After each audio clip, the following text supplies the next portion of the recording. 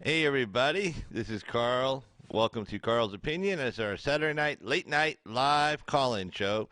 And we got a lot of news to cover tonight. And it looks like the great informer will be joining us shortly as soon as he gets all set up. Like I always say, safety first. Make sure you get home safely and take your time. Don't get hurt. So as soon as he's ready to go, he'll let us know in the chat. And we'll bring him in for our conversation. And you see from the headline there, Hillary's gone crazy. Trump knocks. Hold on, let me just check something.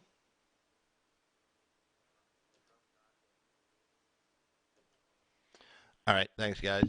Anyway, so right, Hillary gone crazy. Trump knocks Clinton for Russian asset jab at Gabbard, and he said, she goes, well, the Russians are grooming somebody right now, like they actually like got her like in some, secret safe house or something like that, giving her all the talking points and giving her the secret intel and everything like that.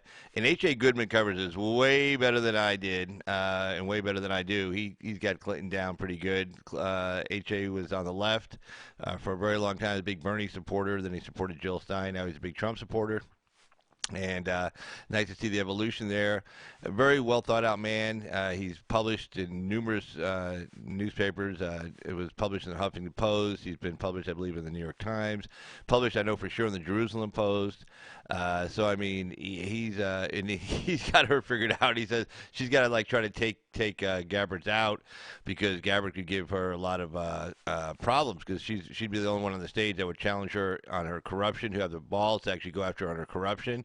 Remember, Gabbard was there with the DNC in 2015, and she was a Bernie supporter. I think she was number 3 or number 4 in the DNC at the time. You had, let's see, you had Wasserman Schultz, and then you had that woman that's now was with CNN that gave Hillary the debate questions, Donna Brazile. And she was like number 2, and I think Gabbard was number 3 or number 4 at the time. And she actually resigned in 2015 because she saw what they were doing to Sanders, how they were running the game on him pretty good, and putting the debates like on a Saturday night, nothing in prime time, putting it against like Monday Night Football, stuff like that, Sunday Night Football rather, and just trying to just because Hillary had name recognition, right? So she didn't want any publicity on the debate or anything because she didn't want to give anybody challenging her any national attention. She already had national attention. Everybody knew who she was, so she didn't want to give anybody else a chance to shine through. And of course, Sanders shined pretty good. Took New Hampshire and then gave her a pretty good run for her money. The only problem is she had the South locked up already with the Black Congressional Caucus, and he was playing catch up for the rest of the way. And then of course NBC, gave her the final victory lap because like 3 days before 2 days I think actually before the California primary, Democrat primary, they called the race for Clinton. They said, "Oh, Clinton's a presumptive nominee of the Democrat Party because we did a poll, but based on the numbers she has already from the election results from voting, the delegates you get from actually the actual voting, and then you add in the super delegates. They did a poll of the super delegates, and their polls showed that she's got enough to be the nominee right now. And so that what they did was it suppressed the vote in California for Sanders. A lot of Sanders supporters stayed home, and that happened in D.C. also. So, I mean, it was the most disgusting thing in the world. And, of course, MSNBC, Rachel Maddow, she's so pure and everything. She has a director of, news for NBC. She's interviewing him. And, of course, it was the biggest softball interview and just no follow-up, no pushback, no hard-hitting questions, just, sitting there and just saying, but she's so pure. She's always asking those tough questions and going after people. Ooh, she's going after people. But, yeah, when it came to her boss, boy, did she just back down. She showed herself. I mean, she's just there for the cash. I mean, that's all that's about. So, I mean, she's no purity whatsoever. I watched that interview and I was just sick to my stomach. I said, where's the old Rachel Maddow, the tough, hard-hitting news person? It's like when you watch her do an interview now with like the Democrat candidates. I mean, it's like real softball questions. I mean, I remember in 2016, anybody went on, Fox or anything, any of the Republican candidates, they got hammered. Same thing with the debates that Fox ran, the Republican debates in 2016. They hammered all of them, including Trump. Remember Megyn Kelly? I mean, she went after Trump pretty good, and the whole bleeding out of your eyes and stuff. I mean, Fox asks tough questions of Republican candidates, and that's what you're supposed to do because we're trying to figure out who we're going to vote for. We want to know what the choices are. We want to know the differences between the two, between all the candidates. We want to know, we don't want to just they make a statement and we want to know if they can back it up. But with the Democrat primary, I mean, Christ, I mean, they ask not even tough questions of Warren at the last debate, and everybody's jumping on CNN for, oh, I can't believe you were making Warren say how she was going to pay for her $3.5 trillion per year, $30 trillion over 10 years Medicare for All program. Oh, how dare you ask that? You're just doing a Trump talking point. No, it's an American talking point. We want to know how the hell you're going to pay for it. We know if Sanders says there's no way she can do it without raising middle-class taxes. He said, look, I'm going to raise your middle-class taxes. At least he's honest. Damn. I mean, she can't even come out and say it. But at least he's honest about it. Probably why she's a few points ahead of the polls. People like being ignorant. They like being, told a lie. They like being stupid. So, that kind of thing. But, well, anyway, so you saw from the different stories they had up there about Papadopoulos telling Alexander Downer it's payback time. And I was watching MSNBC this morning, getting sick to my stomach, and they had these legal experts on there. They had one, what was her name? A former federal prosecutor, her husband was worked for Senator Ted Kennedy, and he worked for Steve McMahon. He worked for Obama. He's on Hardball a lot. And let's see, what's her name? I had to write it down because it's a really weird name. Cynthia Alksne, Alksne, and she was like, "Oh, I'm concerned." That Barr is actually, went to Italy, listened to the tapes because remember the Barr went over there, got the Italian intelligence. Well, the prime minister's pissed. He fired the two top intelligence chiefs over this because Joseph Misford, and then the way she says, well, this whole thing started when Papadopoulos was in a bar talking to Downer, and he told them that the Russians had Clinton emails, and they were going to start releasing them. But she goes, oh, that's where it started. No, it didn't start there. Papadopoulos didn't just make that up in his head. He heard it from somebody, and she knows who he heard it from. It's in the Mueller report. It's all over the place. In fact, I got something I'll punch up here in a bit here on the. In fact, I'm going to punch it up right now. This is where Papadopoulos heard it from. Joseph Misford, who was working for Mr. Brennan, who's Italian intelligence, who lives in a nice little villa above the hills of Rome, who teaches an intelligence tradecraft school to Western intelligence officers, probably a number of our FBI guys, counterintel guys, and our CIA guys, probably Jim Brennan. So, I mean, this was back in, I think, March and April of 2016, before Downer and before the July 31st FBI formal investigation, counterintel investigation called Operation Crossfire Hurricane. Before that happened, Misford just on his own decided to go and approach Papadopoulos and tell him, hey, I got some hacked Clinton emails, the Russians gave me, and I want to sell them to you for the campaign. He just made that up on his own. No, he was working Papadopoulos. He was doing his tradecraft. He was doing his spy work. He was an Italian spy, and it was so bad that just back in May of this year, when the Italian prime minister found out, he fired the two top intelligence chiefs within that same week. He then got on a plane, flew to D.C., didn't talk on the phone, of course, flew to D.C., met with Mike Pompeo and Vice President Pence. That same week, guess who flies to Italy? President Obama, former President Obama, to go speak to the former Italian prime minister to make sure they got their story straight. Just flew out there. Same week this Italian prime minister flies to D.C. after he fires the two top intelligence chiefs. President Obama flies out to Italy to meet with the former Italian prime minister because, again, if you're going to do something like that, if the CIA was going to farm out to a foreign intelligence service to spy on an opposition party's candidate, that's a phone call that's to come from the top. That none of these civil servants who are going to risk their jobs doing something like that without President Obama's blessing and approval. So that phone call had to come from the top, from the president to the prime minister, asking him to tell his intel guys to work with the CIA to spy on the Trump campaign officials, to wit Papadopoulos, Page, and it's one other guy. But anyway, I'll show you. But when she said that this morning, I'm just like, she goes, oh, it really bothers me. Like, federal prosecutor, like, who the hell did she prosecute? Like, she's not curious about that? How Misford just on his own decided, who put Misford in play? Who put him in play? He didn't just voluntarily just wake up one day and I'm going to be a citizen and go talk to some guy that just barely started working for the Trump campaign and tell him I got some emails for sale. because that's why they never charged Papadopoulos with conspiracy. You cannot conspire with like an informant, like a drug informant, like a confidential informant, like this they want to pretend to sell you drugs. You can't conspire with him because there's no meeting of the minds. The guy's really not trying to sell you drugs. He's just pretending to bust you or buying drugs from you. He's just pretending so he can bust you buying his drugs, which were given to him by the cops, and then they arrest you. So they can't charge you with conspiracy because he's really not conspiring. He's pretending to conspire. Same thing. The reason why they never charged Papadopoulos with conspiracy to try to get Russian emails because Misford was not really a Russian spy, was not really trying to sell emails to Papadopoulos. He was really an Italian spy working for the CIA to John Brennan and Mr. Clapper. That's why he was never charged with conspiracy. He was never charged with it. You can't because they knew they couldn't do it. They didn't. So when you see that they didn't charge with it, they didn't come out and say, "Oh, we can't charge because Misford was working for the American spy. He's an Italian spy working for the Americans." They didn't come out and say that. They just didn't charge him. So you can see, if you're an attorney, you read the indictment, you can see why they did it. But anyway, let's take a look here at. Okay, great informative activity. I'm going to play this one videotape, and then I'll bring you in right after that. So let me play.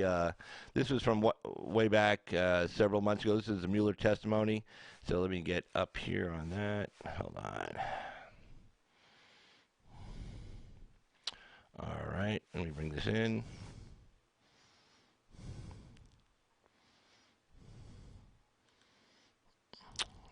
Okay.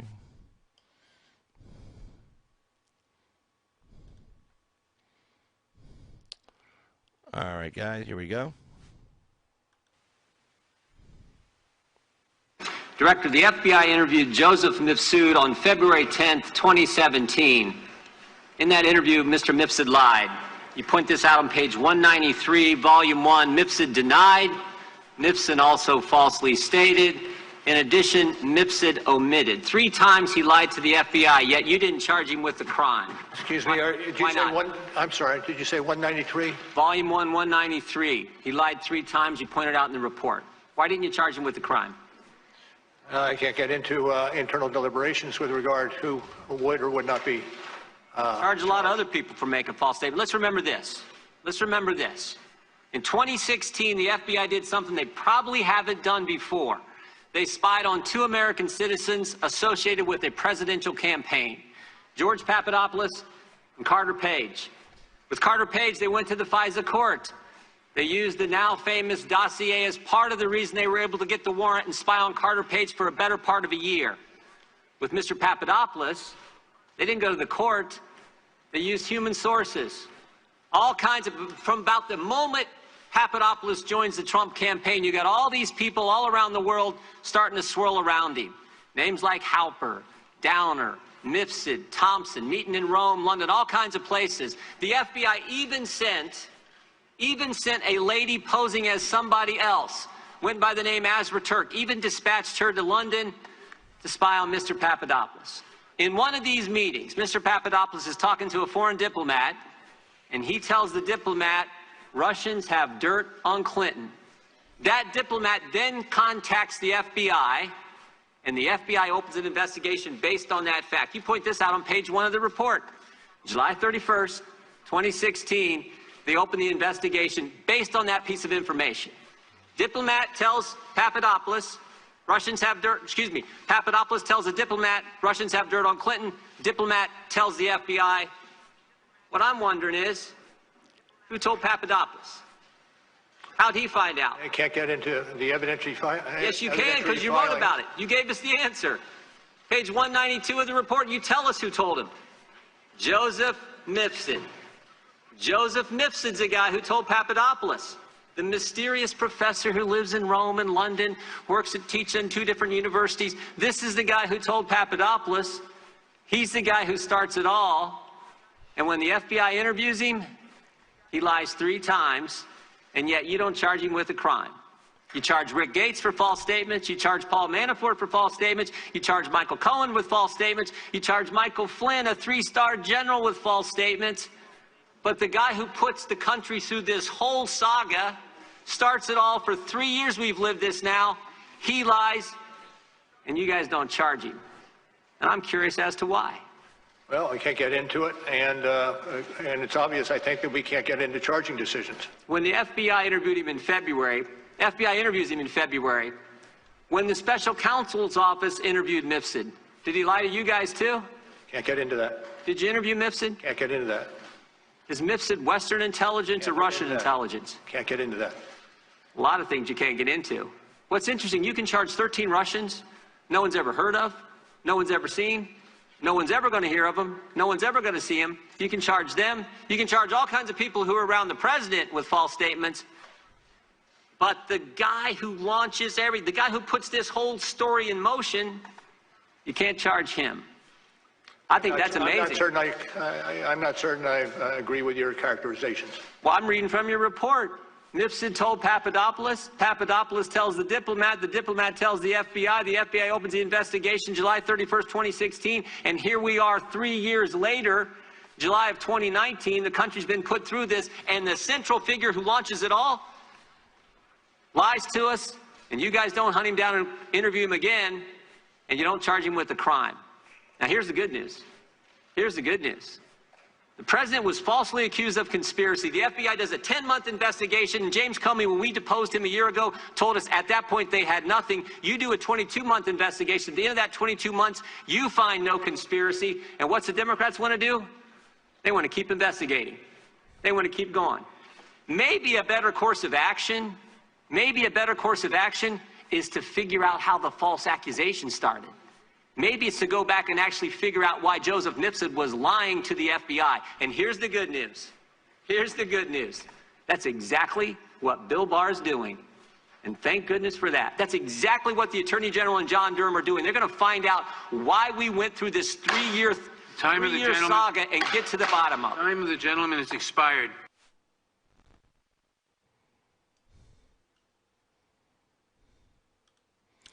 Yeah. So there you go. I mean, Jim Jordan just laid it out really, really well. Much better than I could. I mean, and plus he had Mueller right there in front of him. That was fantastic. And of course, Mueller's like the old man, like H.A. Goodman does. He goes, "Hey, what? Simpson? Glenn Simpson? I don't like the Simpsons. Who's that?" But anyway, so this is the story. Okay, let me get the great I almost called him by his old name. Let me get the great informer back in here. So let me send him his link. Boom. There it goes. All right. Okay, so let me let him know.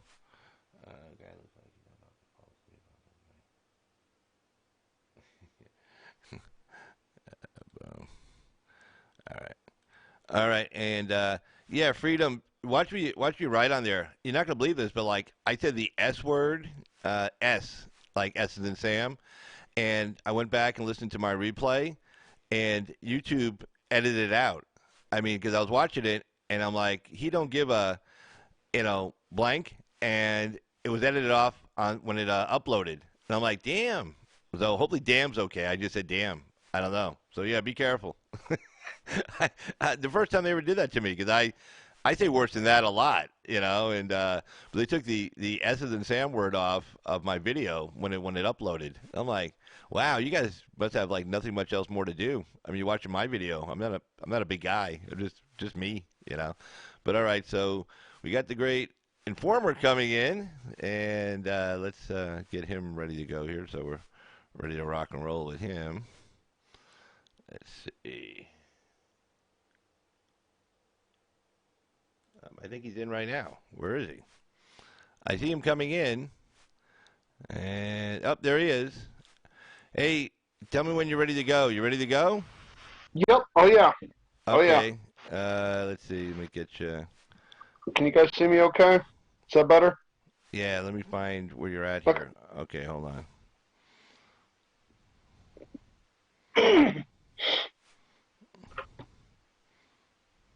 Where are you?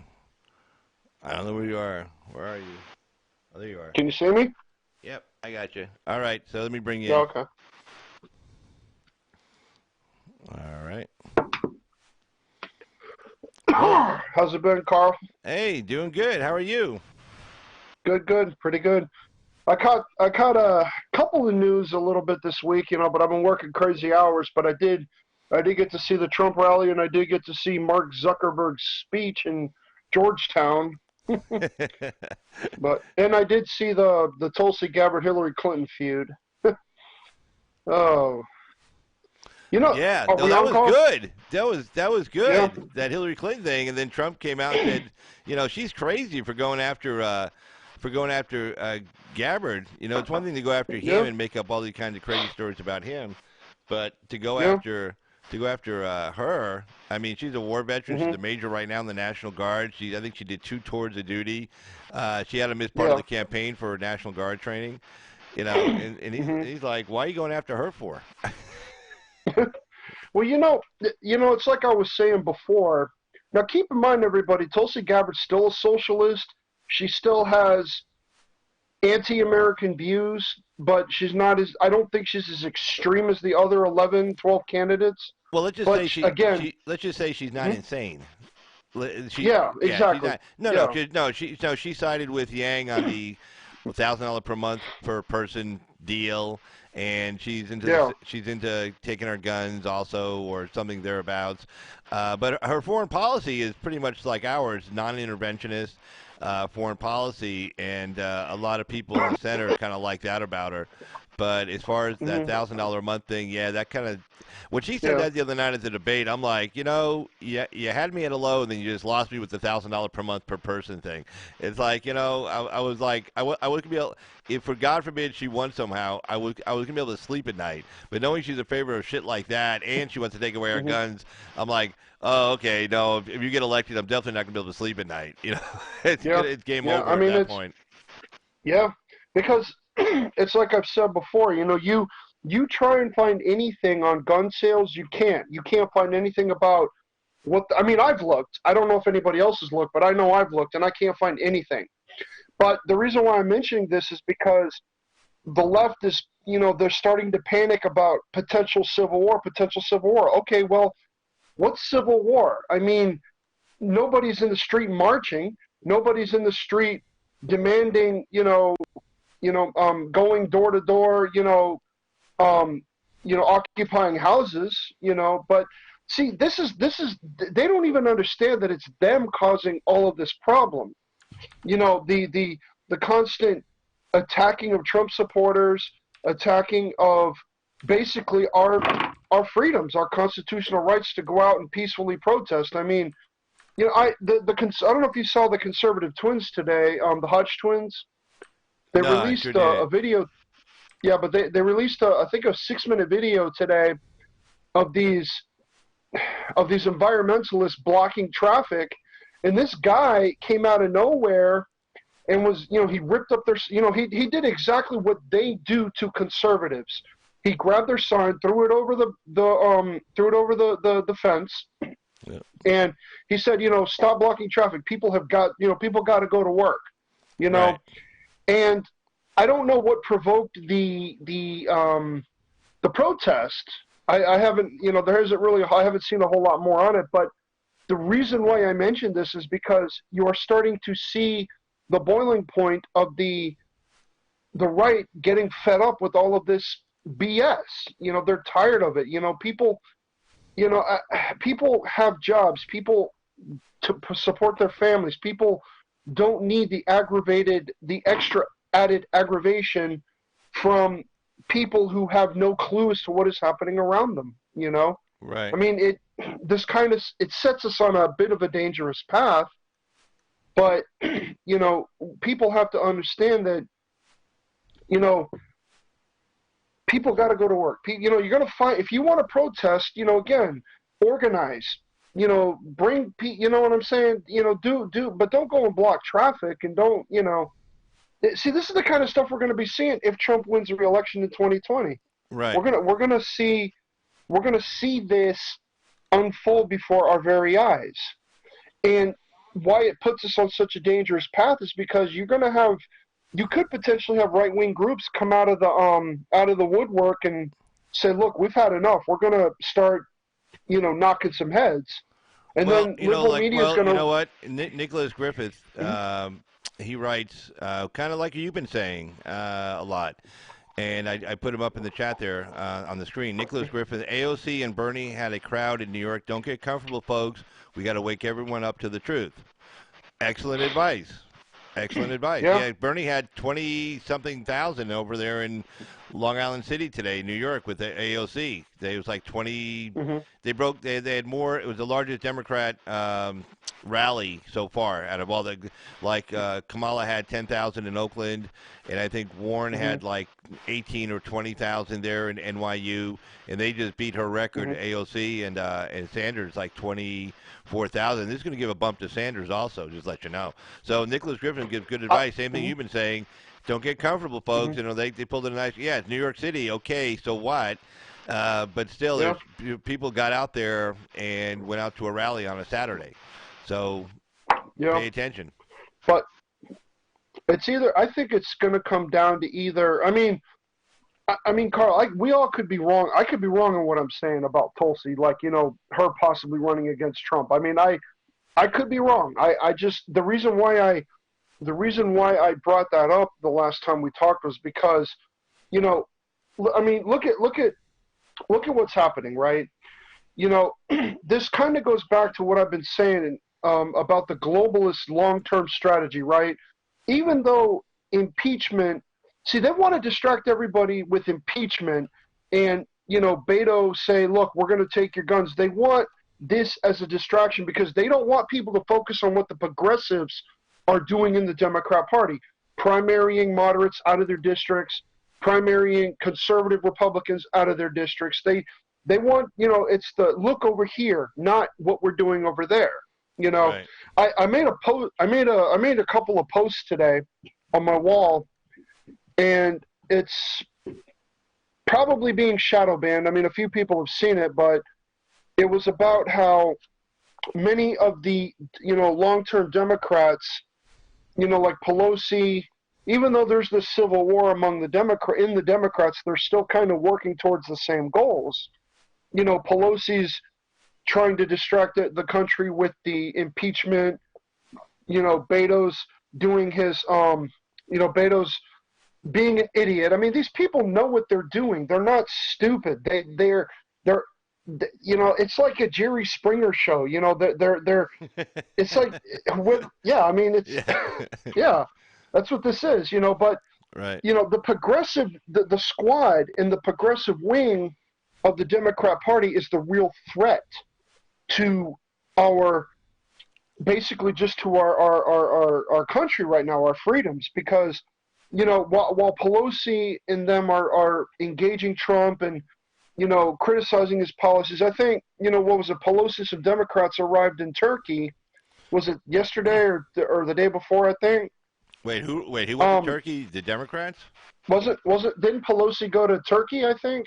Not that I'm aware of. I know a bunch of Democrats went to Mexico to talk to the president about some of the labor deals with the MCA. I don't know. Take a look. I mean, I don't know. Maybe I didn't see it. Yeah, I'll take a look. But the whole thing is these progressive Democrats are the ones that people need to focus on. We need to pay attention to what they're doing because they are the ones that they're the ones that are going to take over the Democrat Party. I mean, I don't see the establishment winning the Civil War, especially with with AOC. Yeah, I don't see. Okay, I was mistaken on that. Sorry about that, people. I was. Wait, okay, I was wrong. Okay, it was something else I saw. My bad. Erdogan would have likely probably arrested her, put her in jail, and then we would have been like, well, we better get her out of there. And it's like, well, you know, hell, I mean, he went and got that kid out of Sweden, but I'm not sure he'd be in a big rush to get Pelosi out of Turkey. It's like, no. Now, she knows better than go over there. We wish you could go over there. Trust me, going over there and pointing your finger at him, it's probably not the best idea in the world. You know, it's like, oh, you better, you know, well, first of all, I went through all this with the Kurds on a couple of different nights, went through the whole history of it. I was on Anthony Brian Logan's live show tonight, when he came on at 8 o'clock Eastern. And I posted a big super chat because it was a big one, so I had to put some money on it because I had a lot of words, a lot of letters, so and like 250 characters. So anyway, but I mean I put a little brief history. Again Kurdistan existed, 602 BC. Alexander the Great comes in 331 BC, takes them over. Then after that. The remaining generals of Alexander, the Macedonian generals, they take over the area.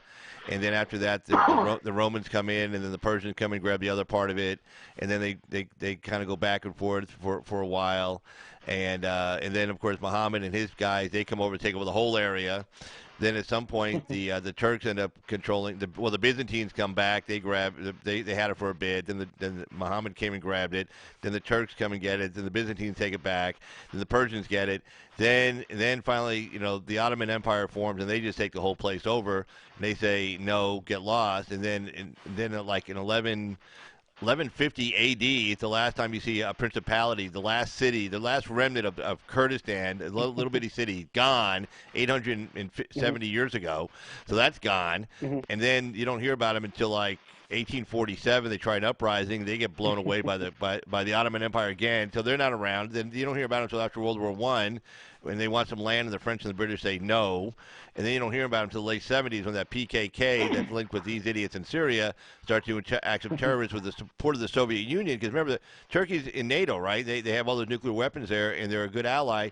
So the Soviet Union would have loved for the communist Kurds to take over Turkey, drive them out of NATO, get rid of our nuclear weapons there that were pointing at Russia as the Soviet Union, and they just blow shit up all the time, and and that's why. And then of course Syria's involved in a civil war, so the Kurds feel like, hey, this is our chance to get some land. But then ISIS shows up, and they get the shit kicked out of them. So then we have to give them a bunch of arms and money. We have to pay these guys to actually fight for us, and then they fight for us, and then after we get rid of ISIS, they say, oh, now we want our country, and we say, well, no, we didn't come here for that. And the Syrians are like, yeah, man, it's our country. The only reason why the Syrians haven't gone in sooner to get them out of there was because we were protecting them. So everybody says, well, they were our allies. We abandoned them. Hey, we were allies with Joseph Stalin in World War II to defeat Hitler. And after we defeated Hitler, we weren't really allies with Russia anymore because they had a different idea of what they wanted to do. Well, same thing here, right? They wanted to take over all of Europe, and we said, no, we're not into that. Go away. Just like almost identical. The Kurds are like, we want to take over like part of Iraq, part of Iran, part of Syria, part of Turkey, and including the Iraqi government that you just put in place and spent a couple of $1 trillion on it and cost 4,000 lives putting them in place. We want to defeat them, and we said, no, we're not going the same way you are, so we don't have the same goals. We're not really allies with you because you want to form your own country over those 4 countries. No. And then the Turks are like, hey, these people keep blowing us up, blowing people up in airports. We want them out of here. And Trump's like, yeah, what the hell are we doing there? He asked Bolton that 6 months ago, and Bolton didn't have an answer for him. And as far as ISIS, Turkey's like, don't worry, we don't have rules of engagement like you guys do. We don't have to take prisoners because we're cruel. Don't worry about ISIS. We got that. They'll just go in and slaughter those guys. And same thing with Syria. Remember, those ISIS people, most of the people ISIS killed in that area were Syrians. And let me tell you, there's some payback coming back right now. They have no problem going over there and chopping their heads off, setting them on fire, running those people over with tanks. And, that's not our fight. So as far as ISIS is concerned, they're gone. So, well, look at whatever. Look at all the interest that, it's like Vladimir Putin. I don't know much about his relationship with Syria, but I believe he's got some business venture or some business deals over there that he probably doesn't want to see messed up. And he was basically telling everyone, look, you're not invited, leave. And Trump is like, okay, we'll leave. And, now we no longer have to pay for our troops to be over there. Our troops, we bring in our troops home. Yeah. And let Russia flip the bill for whatever resources, whatever military, whatever supplies that Assad needs. Because it's Obama destabilized that whole region. Well, yeah, because it was he tried to kick Assad out of power. In fact, Yeah. at one point, the Pentagon was giving arms to one group in Syria, and the CIA was giving arms to another group in Syria. And guess what? They were fighting each other. We were arming both sides, Yeah. fighting each other. The Pentagon was arming one group of people they wanted to support. CIA was supporting another group, and they were shooting at each other with our guns. It was like the dumbest thing Yeah. in the world. And then the whole purpose behind that was to kick what was regime change. It was to get rid of Assad, which made no sense because look what happened when we got rid of Saddam Hussein in Iraq. It was a freaking nightmare. Or Libya. Look at that place now. Hey, you know what? You know, Assad wasn't doing anything to us. Okay, he wasn't like committing acts of terrorism at the Pulse nightclub in Florida. Okay, those weren't his guys. It wasn't his guy that was over at Fort Hood shooting up a bunch of U.S. Army soldiers down there. It wasn't his guys that were trying to blow up those terminals in New York City when they got caught.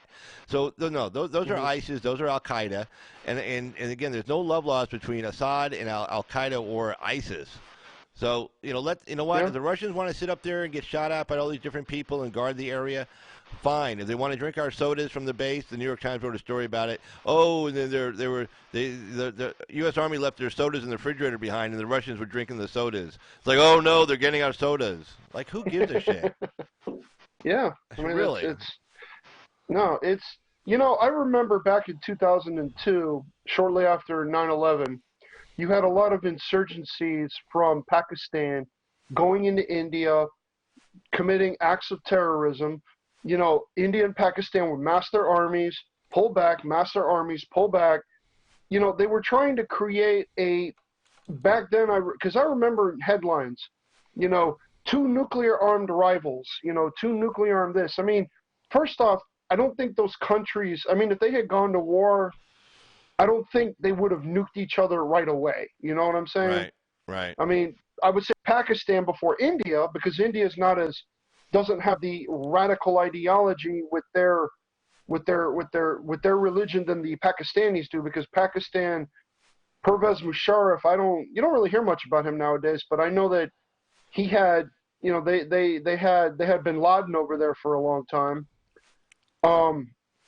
They had, Pervez Musharraf had known ties to different radical Islamic groups that came in and out of Pakistan.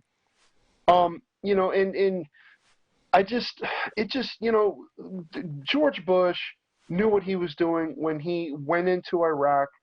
He knew that it was going to, George Bush, Bill Clinton, they're all globalists. They're all part of that globalist New World Order, and it's like Soros. I don't know if Soros has a lot of dealings with the Bushes or not. I know that Soros put a lot of money into Obama when Obama was first running. Yeah. Against who was Obama running against back in 2008? Was it Clinton? Hillary Clinton. Yeah. Yeah. Hillary. Yeah. But Hillary Clinton, I don't know. I don't know. She, because some people say that she got compromised along the way. She got corrupt along the way. I don't know. I'm not in her head, so I can't make those. I'm not going to, talk on those points because I don't know, Right. I think, you get into Washington, you get a taste of the power, and you do whatever to keep that power. It's. Oh wait, by the way, let you know where I'm announcing the phone lines are open, so you can call now. So if anybody wants to join the Great Informer and I in a conversation on these issues, feel free to call in. We can take a phone call while we are doing the live video call. So if anybody wants to join us by a phone call, or if you wish to join us by a vMix video call like the Great Informer is doing, you can send me an email to that email address up above, ca2jogger@gmail.com, and I then reply to you with a link, and then you hit said link. I take care of the rest. I bring you in, and then it'll be like the three of us or four of us or however many. So if you want to take advantage of that, you can do that as well. But anyway, I'm going to stop that. There you go. But anyway, yeah, go ahead and continue. But hey, I tell you what, I want to take a look at this Hillary Clinton story. Oh, sure. Mm-hmm. Yeah, okay. So I tell you what, I'm gonna cut us over, and then I'm gonna bring us in, like we normally do. So hold on, let me get the story over. Boom, and then Boom. There we are. All right, so you should be able to see the story in real time right there in front of you. So you should be able to see it there. If you look on probably your laptop or something, let's see, let's bring this down a little bit, make it smaller. There we go. All right, Hillary gone crazy. Trump knocks Clinton for Russia asset jab at Gabbard. Okay. So here we go. This is from the Washington Examiner. President Trump slammed Hillary Clinton for insinuating that Democratic presidential candidate Tulsi Gabbard and former Green Party presidential candidate Jill Stein are Russian assets. In fact, let me bring myself over real quick here, real fast. Let me just bring this over. Overlay.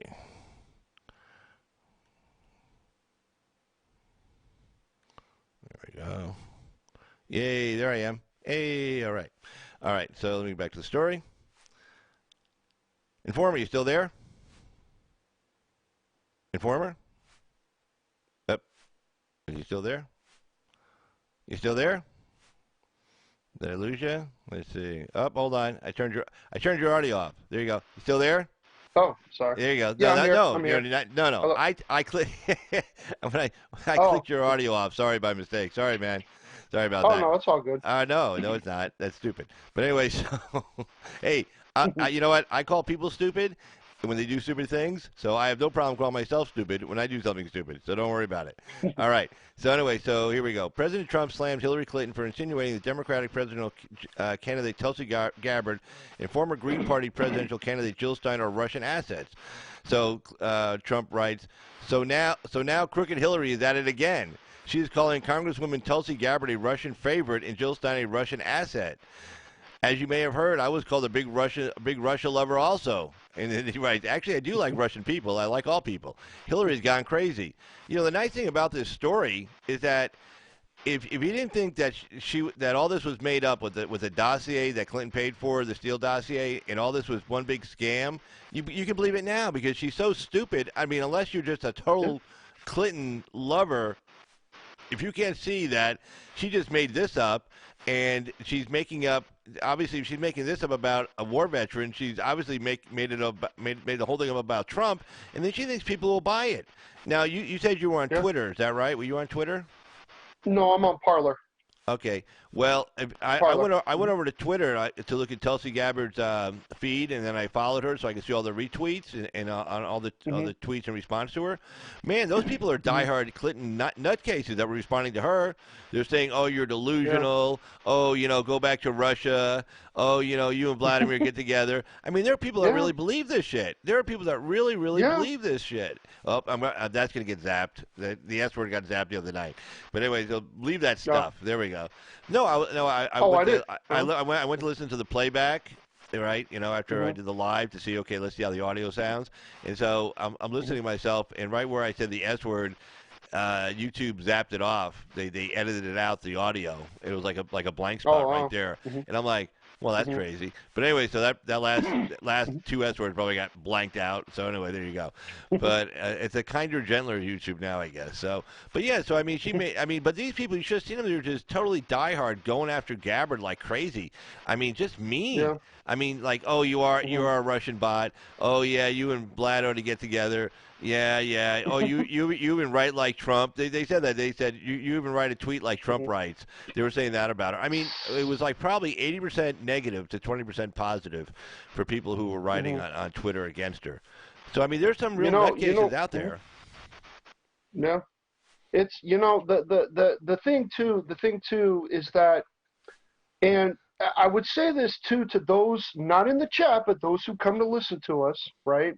If any of them are Tulsi Gabbard supporters, they ought to take a good look at what the DNC is doing to Tulsi, because this is the kind of stuff that that only happens in countries like Venezuela and third world countries where the ruling class party shuts down all opposition. Even if they're on your side or claim to be on your side, they don't want you to think differently. It's God, what was it, like Kristen Sinema not too long ago? They held some kind of a thing with her because she wasn't voting with her party 90% of the time, right? I mean, 100% of the time, only 90% of the time, right? Yeah. Well, the those that come to listen ought to take a good look and understand that, you know, if you're a Kristen Cinema supporter and her own party's going to condemn her, and if you had at least half of intellectual thinking, you would say, look, there's something wrong with this, right? But Yeah. you know, these people are so hated of Donald Trump that that's the globalist plan. They want all of the combined base of Tulsi, whoever gets the nomination, Tulsi Warren. They want to focus all of those votes to that one candidate that wins the primary. You know, I mean, it's to the point now where the DNC can just do whatever, and they're still going to get voted for, whoever wins the primary. Yeah. This is not normal. This is not what happens in a constitutional republic. You know Not what's funny? supposed to. Well, you know what's funny though about the fact that AOC is backing Sanders so early, and then Omar and Tlaib also joined. Presley didn't join because Presley might be looking for like Kamala Harris or something, or maybe she still got hopes of Stacey Abrams from Georgia. I don't know. But those three endorsed Sanders, and again, AOC brought the numbers out there. That wasn't Sanders bringing those numbers out. That was AOC bringing those people out. Yeah. I mean, you can say what you want about AOC. She's not very bright. She's not this. She's not that. I think she's smarter than she lets on. I think, personally, I don't. I think she knows what she's doing. In other words, I don't think she believes the world's going to end. I don't think she believes the world's going to end in 12 years. But she knows it's a great way to appeal to people's emotions and get them all riled up and to get her center stage and be a star. So and also then a way to impose a socialist control, centralized planning on the country and do it that way, the way Sanders is talking about doing it. Like they said, if Sanders' plans go through, about half the workforce in America will be working for the federal government. I mean, literally, and it's going to cost like It's going to cost like $97 trillion. You know, it's crazy. Yeah. So she doesn't. You know, so she's not as dumb as she lets herself pretend to be. I'll be honest with you, because I know she doesn't believe in this. Her chief of staff said it too. Said, look, the Green New Deal is not about climate; it's really about changing the economy. And so she's just using this to change the economy, turn us into socialists. But let me tell you something. She brought that crowd out today for Sanders. That was her. Yeah. That was not Sanders. Could not get 26,000 screaming people at a rally. Trust me, it would not happen. But she did. No. She did. Damn. In Queens, where she's she's in, like, I think she borders to Queens and I can't remember the other borough, but she's in Queens for sure, where her district is located. And man, they came out. They came out big and loud. So that Griffith was right. You know, we got to pay attention because they're going to have people coming to the polls, and if we just kind of half-ass it, well, we're gone. And we lose. Yeah. We're gone. Yeah, we can't. And see, that brings me back to another post that I made on my in Parler, and I think I may have made a lot of people angry. But you know what? There were people who responded to it, and about how conservatives need to stop throwing hissy fits when their candidate does not win the primary. They need to get out and vote for the Republican, whether it's a rhino. I mean, we have to get rid of these rhinos, but that's something that can come later. You want to get the Republican in the House. I mean, we got to take back the Senate, and we got to worry about getting Trump reelected in 2020. I mean, we have to keep the Senate. I mean, our task is greater than we know and greater than we want to admit. We have to, like I've said before, we got to get involved on a local level. And going back to this post I made, if I made some people upset, well, guess what? It's the truth. You people are worse than liberal progressive voters, Right. And I don't know. I mean, what do you think, Carl? You think the peril of what we're going through is going to be enough to get? I mean, I'll say this. All right, I'll say this. I know a lot of people voted for Putnam, voted for DeSantis. I know that, but a narrow win like we had, like 50,000 votes, over 50,000 votes. Right. If more Putnam voters had come out for DeSantis, there would have been more than enough to carry DeSantis Oh, over yeah. 100,000 Oh, winning. without even having to go through the whole recount bullshit and all this close crap Yeah, and everything. No, I agree. yeah. Yeah, no, I totally agree with I you on mean, that. If people had actually, we, if people stayed home, I totally agree with you on that in Florida, yeah. and that was stupid. I mean, I mean, that's like really stupid. people, yeah. And here I am. I got these trolls that, well, one, I should say, I don't know. Maybe it's different ones using the same account. I don't know, but they're on my wall and parlor, and they're doing this and doing that. People, we do not put ourselves on the radar to have you guys stay home. I'm not talking to people in the chat. I'm talking about to whoever may be viewing this video later on, right? We don't put ourselves and put basically our reputations on the line so you guys stay home for the primary to not get out and vote. We're out here getting a message. We're out here, there's no other way to say it, Carl. Right. I remember the first time I went on your show, I blacked out my camera, right? Well, here I am now showing my face, right? Right. And, again, we have to, it just angers me to know. And when you have people who say, I don't vote because I don't get, this and that, why do they live in this country? Why do they complain about things? Why don't they just get off the grid?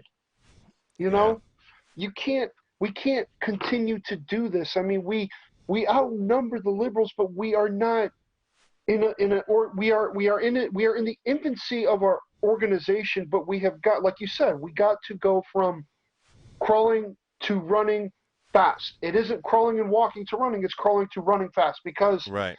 even if Trump wins re-election, we've got only 4 years. Right, to get it figured out. Yeah, we got we got to think who's next. We got to be ready to rock and roll. Yeah. And here's another thing to these fake Trump supporters who go online and make videos and ask for donations. The left is not going to want to hear your excuses if Trump loses re-election in 2020, because you're going to sit here and say, some of these fake Trump supporters, they'll start early, like where they'll say, well, Trump is doing this. They'll try to get their game going where, Trump is this, Trump wasn't doing that, and I don't know why I supported him. Guess what? It ain't going to fly with the left. They've got it on document and videos that you basically were not for them. You know what I'm saying? I mean, these fake Trump supporters are also a thorn in our side that we got to weed them out. I don't know how you do that, but I don't know, Carl. It's like, I mean, what do you think? I'm sorry. I know I'm going off on a tangent here. I'm sorry. I don't mean to rant and rave, everybody. I do apologize, but no, I mean, it's a good tangent. I mean, 2020 is going to be here. Trump is buying us the time that we need to start. I mean, I'm not trying to say that people aren't doing things. I mean, the Young Americans Against Socialism has taken off. Their group is now in full swing. Thank God for that. I think, thank God we have Turning Point USA. I mean, they talk about the benefits of a free market. They're growing. That's a good thing. Brandon Straka's organization is growing. Right. There are people out there. Joey Gibson of Patriot Prayer is running for Congress. Laura Loomer's running for Congress. Mark Robinson's running for Congress. Wait. Who is the two back you just said? Who was running for Congress? Joey Gibson of Patriot Prayer. Oh, okay. Good deal. Yeah, good guy. Yeah. And Laura Loomer's running for Congress. Yeah. I mean, I saw something about she raised a bunch of money or something like that. I saw a story about her. Yeah. Yeah. I mean, this, it's like Lucas said, where's our squad? Where our squad is currently running. We have to get them elected. I mean, I don't live in the district where Laura. I wish I did live in the district where Laura was running it. Well, yeah, because you want her to win in Congress, and then she's ready to run for Senate, coming in a few years, or in a position where she can maybe run for, one of those guys who run for president. President's pretty tough. You got to be like really on top of your game. You can't have anything in your closet. Don't get me wrong, but I mean, at least maybe get in a position where you can run for Senate or governor or something like that. I mean, it's important. You're right. We got to be thinking of the future. We got to win this one. But then, as soon as we win this one, they always say, like, as soon as you win that one, the election begins like the day after. You know what I'm saying? You get the new election starts the day after you win. Like, you can't sit around. So I hope everybody is out there. Honeybee, I just put her comment up there on the screen. Honeybee says, I'm voting. I got registered at my new address. It's on, in all caps. It's awesome. on. Awesome, yeah. Awesome. And Trump has a good chance of winning re-election. We just have to get out there and vote. We have to. I don't want to. I'm not jinxing anything, but keep in mind that these Democrats are running numbers, and they know that Trump's chances of winning re-election is very good. I'm not going to say they're 100%, but they're very good. Right. He's. People are waking up. People are coming around, but again, we have to continue getting the message out there. I hope and pray that some of the people who come over here to listen to us, hoping and praying that we're going to say something divisive, I hope and pray that they're listening, and maybe even just one or two of them are come to learn. I say that all the time, but that'd be excellent. Yeah. I mean, if they're for, let's say, for example, if they're for LGBT rights, okay, well, backing people who have ties to radical Islamic groups is not the way you protect LGBT rights. No, that's the way you infringe upon. That's the way you end it. I mean, like, if they take over, trust me, there's no more gay bars. There's no more. You saw they just did in Palestine, in the West Bank, in Gaza. I think it was the West Bank or Gaza or both. They just outlawed this LGBT group from even being able to protest or march or rally or anything. You're banned. I mean, they still put you in prison in these countries, and there's a couple of several countries in Africa they put you in prison for being gay. So I mean, if you're into LGBTQ, then going the Sharia law way, that is not the way to go. No. I mean that. No, it's not. It's like, again, the West Bank. We always talk about. Oh, the Palestinians. Oh, they're so wonderful. They're this, that, and the other. Let me tell you, that story didn't get a lot of press. Again, that was a story. I think the Washington Times covered it, and that was about it. And maybe Tucker covered it, but nobody else did, because they just outlawed this LGBT group in the West Bank. And I didn't hear a peep out of any of the Democrat candidates at all. I didn't hear anything from Tlaib saying, "Oh, what's up?" She didn't say shit. Omar didn't say shit. Oh, there we go. I'm gonna get zapped again for those words. But anyway, they didn't say anything. they didn't say anything. It's like, hey, give me a break, guys. They're like, hey, I don't know.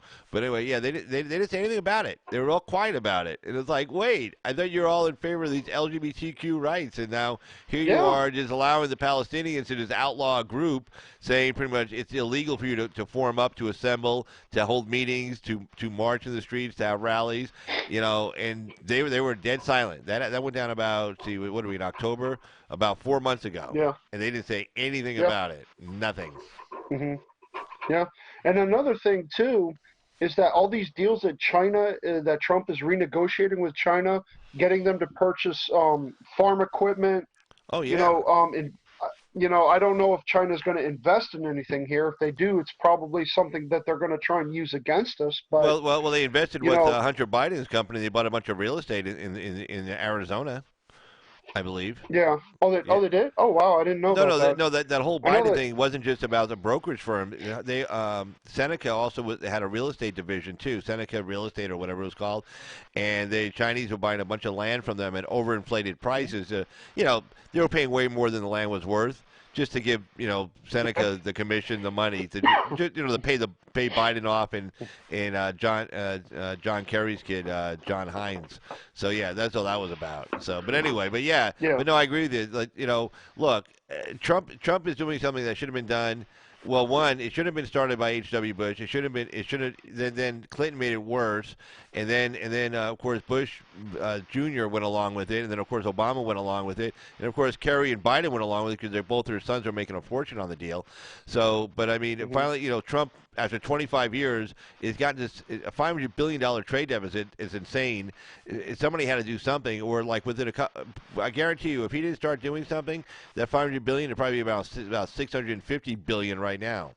So, that number is going to go down. I don't know how far it is going to go down, but let me tell you something. India is looking to make some moves with us. Vietnam's looking to make some moves with us. Mexico, they're all over the place. I mean, they're like, hey, we can build whatever China's building, we can build here and make for you. Don't worry about it. And, so Ghana's coming on board. Ghana's got a bunch of factories. They're looking at, but Ghana's really closely tied with China, so I necessarily wouldn't go that route. But, I mean, Mexico, Vietnam, look, I prefer everything be made in the USA. Okay? Now, if it can't be, give it to people who are friendly with us, people who have stepped up to the plate, like say Mexico.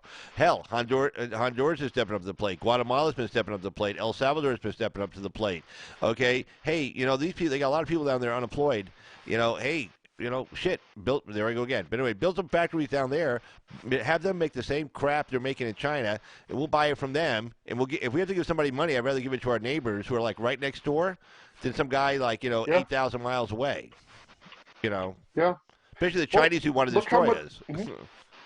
Yeah, the CCP is losing a ton of money. Even they're losing money left to right because of all these trade deals. I mean, who knows how much of a cut they get from the tariffs that we have to pay on their goods. I mean, they probably get maybe 60-70% of it being a communist country. I mean, they don't, they have a very controlled capitalist system, and it's funny how they have a private sector for their military, but that's so they can steal Western technology and incorporate it and use it for their military. Well, yeah, I mean, pretty much, it's a fascist. It's a fascist system. It's a pseudo free market internationally, but it's not really a free market within the country. They tell you what you're going to build. They'll tell you what you're going to make. Yeah. They tell you who you're going to do. Like they wanted to do that deal with Hunter Biden and Kerry's kid. Well, they just told the bank you're going to give them $1.5 billion. You're going to put $1.5 billion into their brokerage account to let them play with, and they probably told them, and they're probably going to steal some of that money too. They're going to probably fudge the numbers and overcharge fees and overcharge expenses, but don't worry about it. Just let them take. Basically, for them, they weren't expecting a return on the investment from the $1.5 billion as far as getting any kind of return on that direct. Their return was they were paying off the Hunter Biden and Kerry's son, so they could get Biden and Kerry to leave them alone, which they did. They did. They left them alone in the South China Sea. They let them do all that crap in the South China Sea on their watch, and they let these deficits climb through the roof too. So they got their money's worth. They could give a shit about the $1.5 billion when they're running up a $500 billion trade deficit and taking over the South China Sea. Yeah. Well, I mean, it's the OANN is going to be. I want to see it. I'm hoping to get to see it soon, but Steve Bannon is releasing a movie called Claws of the Red Dragon. And I guess it's about how the CCP is influencing our elections and how they're kind of taking over.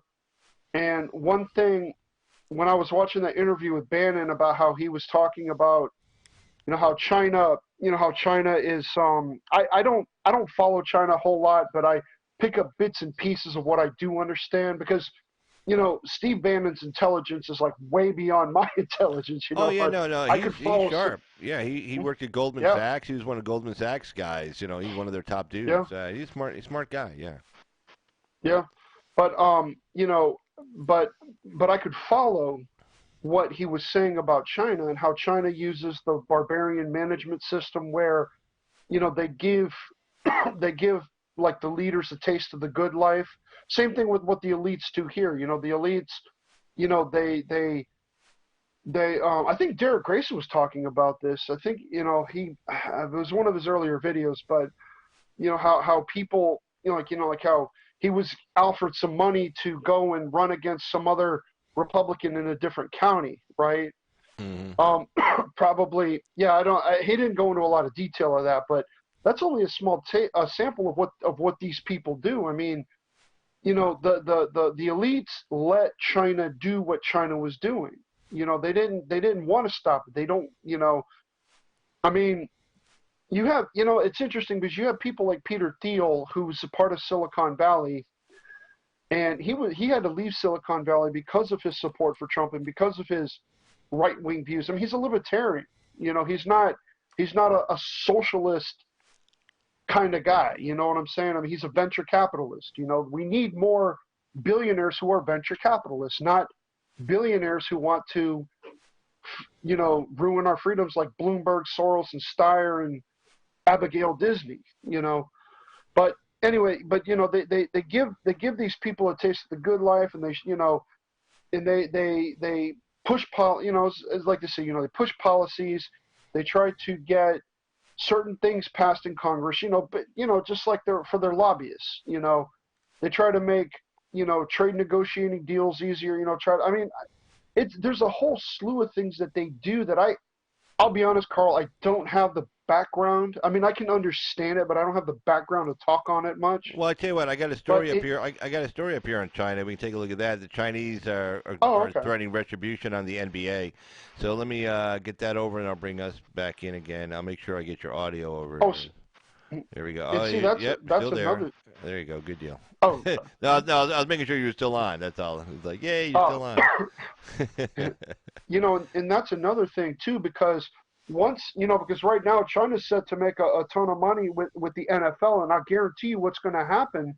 You watch over the next few years, China is going to buy up a ton of stock in the NBA, in the NFL. They're going to buy up the, you know, let's like, what is it, like say LeBron James gets so much for selling a jersey of his, right? Or selling his jersey, he gets a certain amount of royalties. Guess what? China's going to see to it that he gets even less of a cut than what he gets if he does not go along with what they want. China's going to dominate. They're going to own the entire NFL, NBA. Hopefully, the Major League Baseball organization, well, I'm Major not League sure, Baseball. I'm not sure they're going to be able to get away with that. I mean, that'd be kind of scary, but you know, hopefully they don't. But I don't know if they'd be able to get away with that. But let's take a look at this story. It's from the New York Times, which I'm a subscriber to. That's one of my two liberal outlets I subscribe to. Actually, I subscribe to New York Times, Washington Post, and I'm subscribed to CNN Online also. Washington Post Online is the best, though. They have the best coverage, the best video, and the best audio. I don't know. Well, you know why? Jeff Bezos owns it. There you go. But yeah, if you want to watch something online, if you want to watch like if somebody's covering something live, like Washington Post generally covers President Trump in the morning when he's walking out to the helicopter. Their audio and their video feed for some reason is the best of anybody. If you want to watch something good, watch that. But anyway, it's a story from the New York Times. So let's see what we got here. Chinese state television vows retribution against NBA's Adam Silver. The state-run network accused the NBA commissioner of lying when he said the Chinese government asked him to fire a team executive. Well, I kind of believe Adam Silver on that. Why would I believe the Chinese over Adam Silver? You know what I'm saying? Adam Silver, the commissioner. I mean, why would he lie about that? I mean, he was trying to calm the whole situation down, and then I guess they asked him to fire this executive who said. All the guy said was, I'm with Hong Kong, or I support Hong Kong. He didn't say anything like, go kill the Chinese or anything. Maybe let's take a look at this story. Yeah. So, let's see. China Central Television, the state-run Chinese television network, said the NBA commissioner, Adam Silver, would face retribution for saying that the Chinese government asked him to fire a lead executive who supported the pro-democracy protest in Hong Kong this month. All right. The public threat was broadcast Saturday evening in a commentary in which the CCTV, I guess Chinese Communism TV, I guess, also said that it is, quote, it is ugly for the president of an internationally influential sports league to openly make up a lie to discredit China. The broadcast picked up traffic in Chinese media outlets like the South China Morning Post. Well, again, I can't see where Silver would come out and just tell a blatant lie when he was trying to de-escalate the situation with China. So an NBA spokesman did not immediately respond to requests for comment. The incident, well, good for Silver. I'm not sure if he meant to say that, but Good for him. But not now. You know what? If he wasn't supporting Hong Kong, he is now because he's like, well, shit. But anyway, the incident was the latest escalation in a feud that took the league by surprise. Early this month, when Daryl Morey, the general manager of the Houston Rockets, posted to Twitter and quickly deleted an image supportive of the demonstrators in Hong Kong. On Thursday, speaking at the Time 100 Health Summit, Silver said that the Chinese government had asked the NBA to fire Daryl Morey, the general manager of the Houston Rockets. We said there's no chance that's happening, Silver said. There's no chance we'll ever discipline him. A spokesman for the Chinese Foreign Ministry pushed back on that characterization soon after, saying at its daily news briefing in Beijing that the Chinese government never posed this requirement. The spokesman, Greg Shuang, that's a funny name, Greg Shuang, had previously suggested that the NBA take action. But, well, that's funny. So they're admitting that they previously had suggested that the NBA take out. Well, what kind of action were they expecting to take? They didn't want the guy fired. What, suspended? Taking away his pay? I mean, they wanted some kind of punitive action on Morey with the Houston Rockets. So, I mean, there you go. The spokesman, Greg Shuang, had previously suggested that the NBA take action, but at a news briefing in the days after Morey's Twitter post, did not directly call for Morey's dismissal. The NBA has been in cooperation with China for many years, Zhang said. It knows clearly in its heart what to say and what to do. Wow. Well, there you go. They were setting a hint there to the guy. The commentary on CCTV referred to the demonstrators in Hong Kong as violent mobs and said Silver showed he had problems in his character. Wow. It added that once someone's morality goes wrong, he will receive retribution sooner or later. Damn. They went on. Hold on. They went on to say freedom of speech does not mean that it can be arbitrary nonsense. Oh, shit. Go ahead, Informer. Yeah.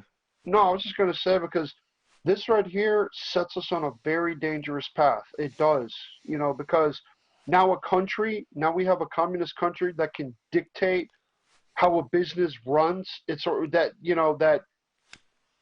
has nothing. I mean, I don't know how much of a stake China has with the NBA. I guess it's set to be pretty big from what I understand. But, they don't own the Houston Rockets. They don't own the NBA, so it's not their place to dictate policy. And did you see LeBron James? Yeah. And did you see LeBron James, his response? It's almost like and you look at if you watch his body language and you see the look on his face, it's almost like he didn't want to get dragged into this.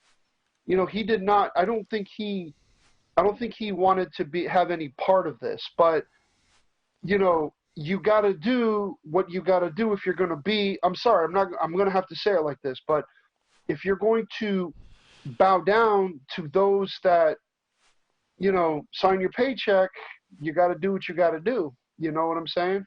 I'm sorry, Carl. I'll try to put it delicately, but No, I think you put it just right. Yeah. Yeah. Because the everything that happens in China is done by the CCP or any group that is affiliated with the CCP.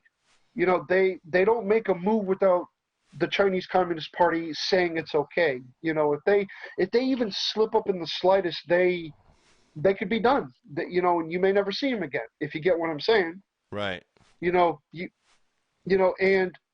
the NBA better reconsider these business deals that they're negotiating with China, that they're trying, because, the NBA is going to find themselves in a situation they're not going to be able to get out of, and they may not even want to get out of it, because the NBA is what, $8-9 billion business, I believe, or is it more than that? I think. Yeah, but the real money is in the Nike and shit like that, the shoes. All the memorabilia, LeBron James makes $32 million a year just from Nike, from his endorsements from Nike. So but Nike makes like 8 or 9 billion in China right now, just in their China sales, and plus they make all their shit over there too. Again, zap. That I'll be watching later. There'll be all these blank spots in my audio as I'm watching this later. But anyways, whatever. What are you gonna do? Let's see. But I mean, it's like And all this boycott this, boycott that, people aren't going to give up their entertainment. Let's be honest. I'm going to be honest, Carl. I still watch movies. I mean, I don't, I don't care for the, Hollywood shoving their political nonsense in my face, but I'm still going to go to the movies. I'm not going to lie about that. Well, yeah, I'm still gonna. I still buy my movies. Yeah, I don't go to the movies because I can't smoke there in the theater, but I watch them on TV. And I try to Yeah. I get them from Google and I get the older ones from Amazon. Amazon will put stuff like Amazon put on the that movie that Forbidden was saying to watch the movie on abortion. What was it called? Yeah, they put that up way before Google. In fact, I'm not sure Google even has it on yet, but Amazon had it. Like, they sell the book too, so like why not? So yeah, because I was watching her show, now Pro Life American 45, but I was watching her show and she said, "Hey, the movie's out on DVD." And I'm like, well, if it's on, if it's on DVD, I bet Amazon's got it. So I went over to Amazon and they had the DVD, and I was going to order the DVD, and I go, wait a second, I bet this is on Amazon Prime. The video, I can just watch it right now. So sure enough, it was, and so I bought it off Amazon Prime. And in fact, it was right after I got done watching her show. I watched it, right on the computer. I went up, watched it right on the computer, watched the show. But I mean, they put that on there. So I mean, yeah, no, I'm still going to watch Hollywood movies. I mean, sorry, I still want to be entertained, and I'm still going to watch actors who are politically goofy. Yeah, what are you gonna do? Well, first of all, they're all just about all of them on the left. There are very few really good actors on the right. So a lot of the actors on the right aren't very good at acting. Most of the good actors are on the left. Why? Who knows? Again, why do the people who run Silicon Valley, they didn't get on the left after they went to Silicon Valley. They're from there. They're from that Bay Area and from Washington and stuff, Portland, and they're just leftists. But they know how to do computers and Jeff Bezos knows how to build a business. So, but they've been leftists their whole life. They didn't just become leftists after they became millionaires.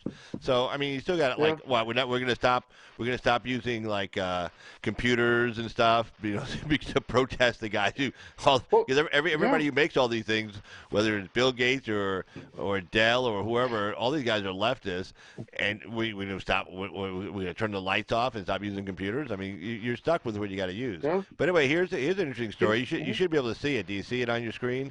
Hong Kong protest. NBA fans join anti-China display.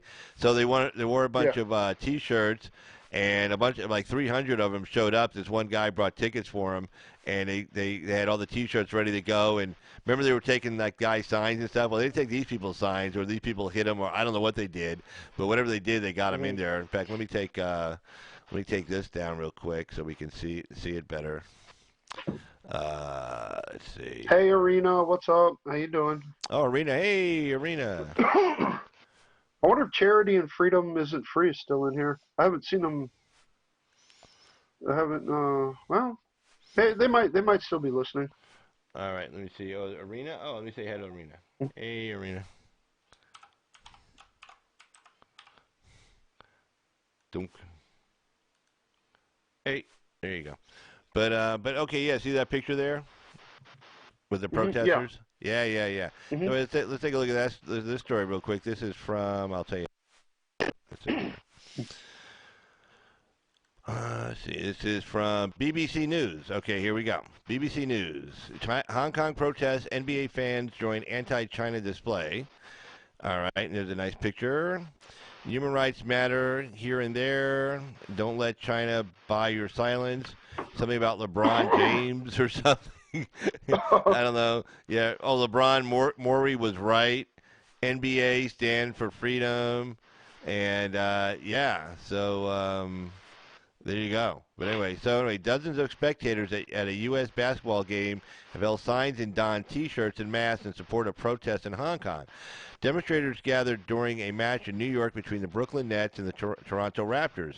The move was organized by film producer Andrew Duncan, who bought 300 tickets for the activists. It comes amid an ongoing row, whatever, between China and the NBA over the protests that have rocked Hong Kong since March.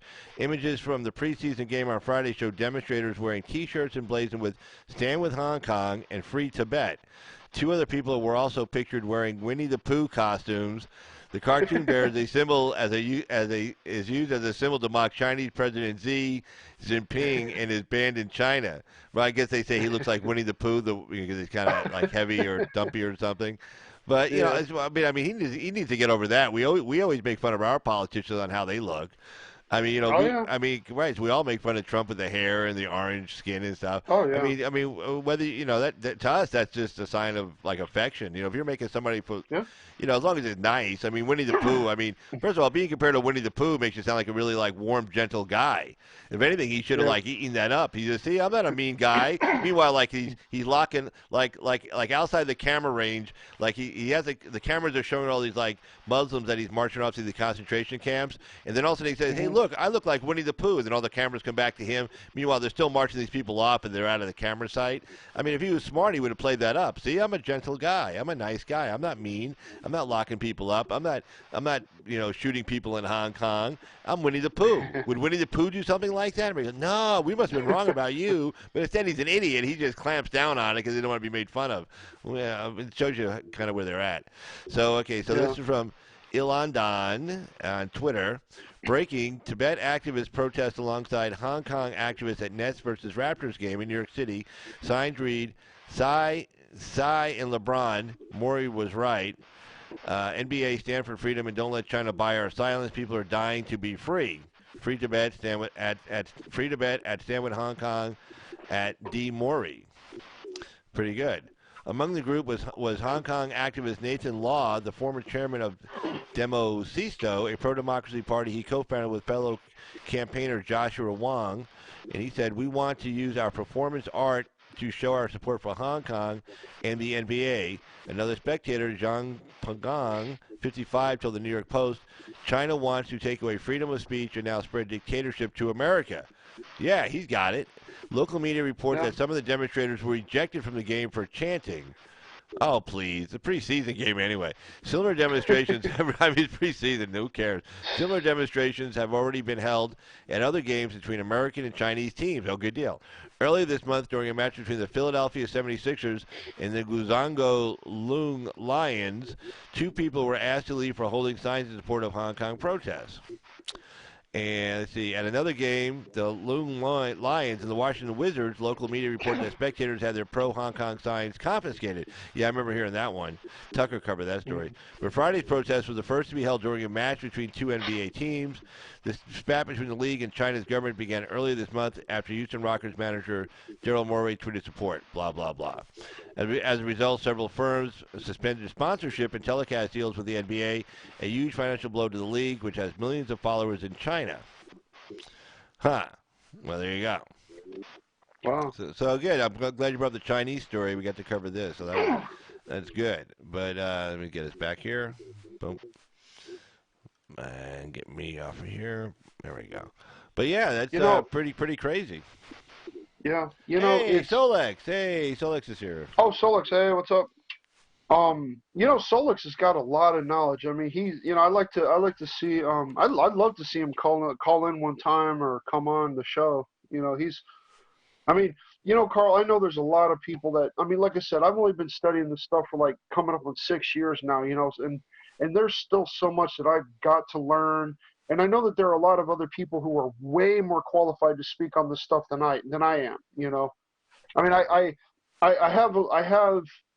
have pretty good knowledge, but my knowledge isn't like, say, Disabled Vet's Perspective. I mean, follow him, by the way. He's a great, great YouTuber and knows a lot about what's going on in China.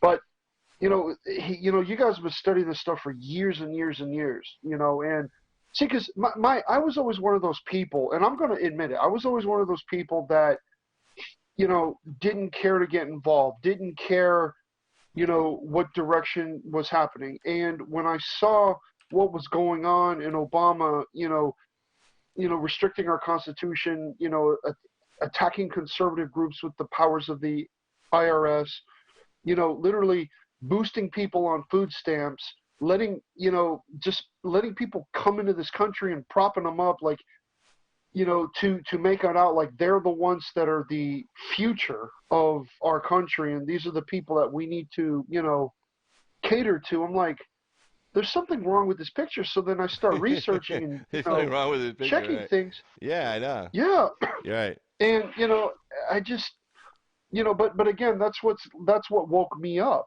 I remember almost 10 years ago. I was out at some party and some guy was like, "Dude, don't you pay attention to what's going on?" And it's only now that I see not now, but I mean back then when I was, seeing what Obama was doing. It was then when I saw what he meant, and that's something we can't, we don't want the future generations to, be in that position when it's too late, Right. I mean, you know, but it's like, like I said, I still have some views that I hold dear, I still have some views that you know, that are important to me, and that's one of the reasons why I have found my fight on a conservative side rather than, I was never really a liberal. I was always a moderate. I've always been a moderate, but again, with me getting involved with my local Republican Party, I got to switch my party affiliation. Right. That's just a title. Independent's a title. You know what I'm saying? Yeah. I can be a right. Republican. Yeah, the nice Yeah. about the nice thing is you get to vote in the primaries. When you Yeah. choose an affiliation. Yeah, I mean I know a lot of Yeah. independents that will choose. They're not Democrats, they're not Republicans, but they'll choose to be. They'll choose to register as a Democrat or Republican so they can vote in the primaries. Then they vote however they're going to want to Yeah. vote. In the general election. Like if you're Yeah. if you're planning on voting for a Green Party candidate or a Libertarian candidate. But their primary really isn't a primary. I mean, it's not really. I mean, they kind of get together in a room and they decide who's going to win. So you don't get to participate in a caucus or a primary. Now, the funny, like in Nevada, we're one of the states where we decided we're not going to have a caucus this year. We're just going to decide, Trump is the nominee. Trump won for Nevada. We're not going to give these other assholes a chance to come in here and mess things up. We're saying, well, no, Yeah. there's no reason to hold a caucus and have you guys show up and cause a lot of misery for everybody. Because I mean, look, Trump's at like 88% right now. Where I saw a poll, he was as high as 95% with Republicans. I think it's like 90. Still 90% support among Republicans. I mean, if all those guys together got to 10%, what difference does it make? He's still going to get the nomination. And why go through all this BS? There's no reason. So, heck with that. The other thing too is that they don't want movements like roll exit getting any steam. They don't want any other kind of potential, movement getting started up. So, they're again, I know I talk about shadow banning a lot, but it's happening. I got several thousand followers on Parler, and only 4 or 5 people are seeing my posts, showing about roll exit. I mean, there's something wrong here. There's that doesn't mean that every single person is going to retweet your post, but these are the kind of things that we have to try and work around, not work over, and local, meet people locally. It's like Tony Patriot. He goes to Trump meetings, Trump groups. He's doing very well. His channel's growing. There's other channels we're trying to get over the 1,000 mark so they can live stream next year. I mean, they make the rules. Hey, we play the game, and we are playing the game. And like I've always said, YouTube is a better platform for us. We may be treated as second-class citizens, as I've said many times. We're treated as second-class citizens, but it is a better platform for. Well, it's a better platform for everybody. It's a better platform. Yeah. Okay, look, they came in. They got to figure it out. You've been under the when people go on YouTube, they take a lot of things for granted. They really do need to visit those other platforms to realize, hey, how come I can't? How come I can't? Because right, because you get over there and say, well, you're all confused, and it's not as easy. Here, you could be the dumbest person in the world. You can walk right onto YouTube, not know anything about YouTube, not go read an instruction book, and you can just get right on it. If you're a content creator, same thing. If you want to do some fancy stuff, but if, like, say you want to do what Styx does, basically, you have a webcam and a microphone and a laptop, and he's in. Boom. You know, that's it. I mean, that's anybody can do that. You know, if you have a webcam, a microphone, and a laptop, you can be a content creator, and you can literally. It'll take you about 15 minutes when you first get on there, maybe 20, to figure out what's going on, and you'll screw up a few times. Hey, man, been there, done that. But you're in, and that you're live. As long as they verify your account, you can live stream. You can live, and then you can upload more than 15-minute videos. And the way to verify it is real simple. Get a Google account. If you get a Google account, you pay that plan. Well, you're verified through Google. So then, as soon as I went on, I was verified because I've had the Google Family Plan for years. So it was like, oh, you're verified. I didn't know what that meant. But I'm not verified like the over 100,000 verified, but I'm verified where I can post stuff, But it didn't take me any time to do that. As soon as I opened the account, I was immediately verified because I've been with Google for so long anyway. So there you go. But as I'm saying though, this platform is just we are treated like second-class citizens, okay? But it's here, we use it, and we can communicate with each other. And we can get our message out. Thank you. Yeah. Interesting. You said your state's not gonna have a caucus. Now, just out of curiosity, no, is there not the Republican Party. Democrats are going to have a caucus for sure, but the Republicans we're not having our we've said the state we're like those other states. We said we're not doing a primary, we're not doing a caucus. We're not doing a caucus. There'll be no Republican caucus this year. It's just going to be we're going to all probably get together up in Reno and take a vote. And all this state, you'll probably have, I don't know how they're going to do it. I really don't care, but it's going to get done. And then somebody's going to do a show of hands. It's going to be Donald Trump, and that's going to be it. So. Well, I thought maybe there might have been somebody pushing for a caucus to try and get Amash because he's claiming he's going to run against Trump in the primary, but I don't think he has enough support. No, screw him. He's an idiot. Although he did call out Clinton for that. He said based on Clinton's statement, I think Amash said she must be a Russian spy, a Russian asset, because she must be. He said she must be a Trump asset to put that out there because that only benefits Trump when she wrote that when she said that about Tulsi Gabbard. But no, nobody. And not only that. Yeah. Huh? No, I was just saying he has no chance. But what's interesting? If let's say if Elizabeth Warren wins the primary. But then they bump Warren off to put Hillary in because all these candidates are basically running a platform for Hillary if she does decide to run again, which I don't know. I don't know at this point. I mean, H.A. Goodman's been pretty accurate on some things, but I think were you on a site last night? I was on a site last night. Oh, you live stream with him?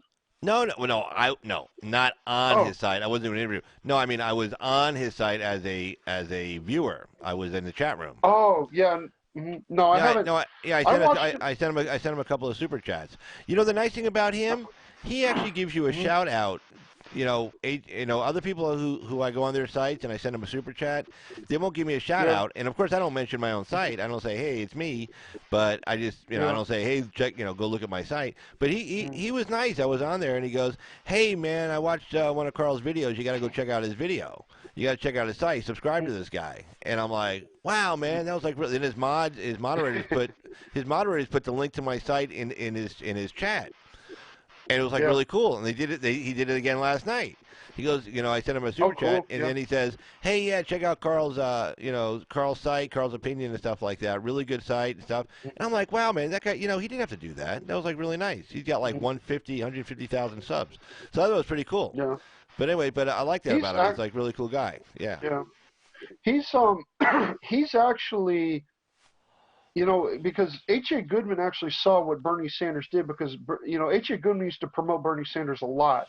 And what's interesting... Number one guy, according to Huffington Post, he was number one guy on the internet promoting Bernie Sanders. Yeah. Yeah. And, he actually... And the same thing with Anomaly the rapper. Anomaly's more libertarian, I think, if I'm not mistaken. But H.A. Goodman is definitely more libertarian. I mean, he sees what the DNC has done. I think, well, actually, he might be conservative now. I guess. I don't know. I don't speak for H.A. Goodman, but, he brought a lot of Bernie's people over to Trump's side because, those, I guess he still has a small base of Bernie watchers. I don't know. I could be wrong. I know he during the midterms when I was watching his live stream because he was covering it the midterms. He was saying to his Bernie, he says, "I love all my Bernie Sanders supporters that come over and watch me, but you're better off supporting Trump now because he saw what Bernie Sanders did.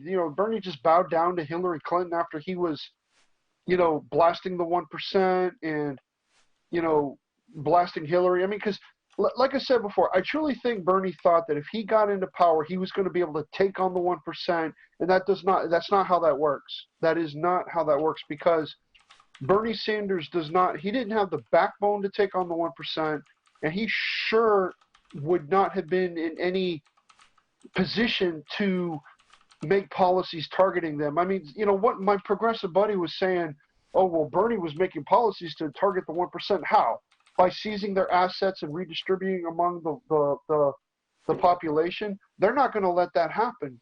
And they'll do something to Bernie, whether they remove him from office by any means necessary, or get him to step down or resign or something, because these people are ruthless. They don't care. They are committed to an idea. They do not like our country. They hate our country. They hate God. They hate Christians.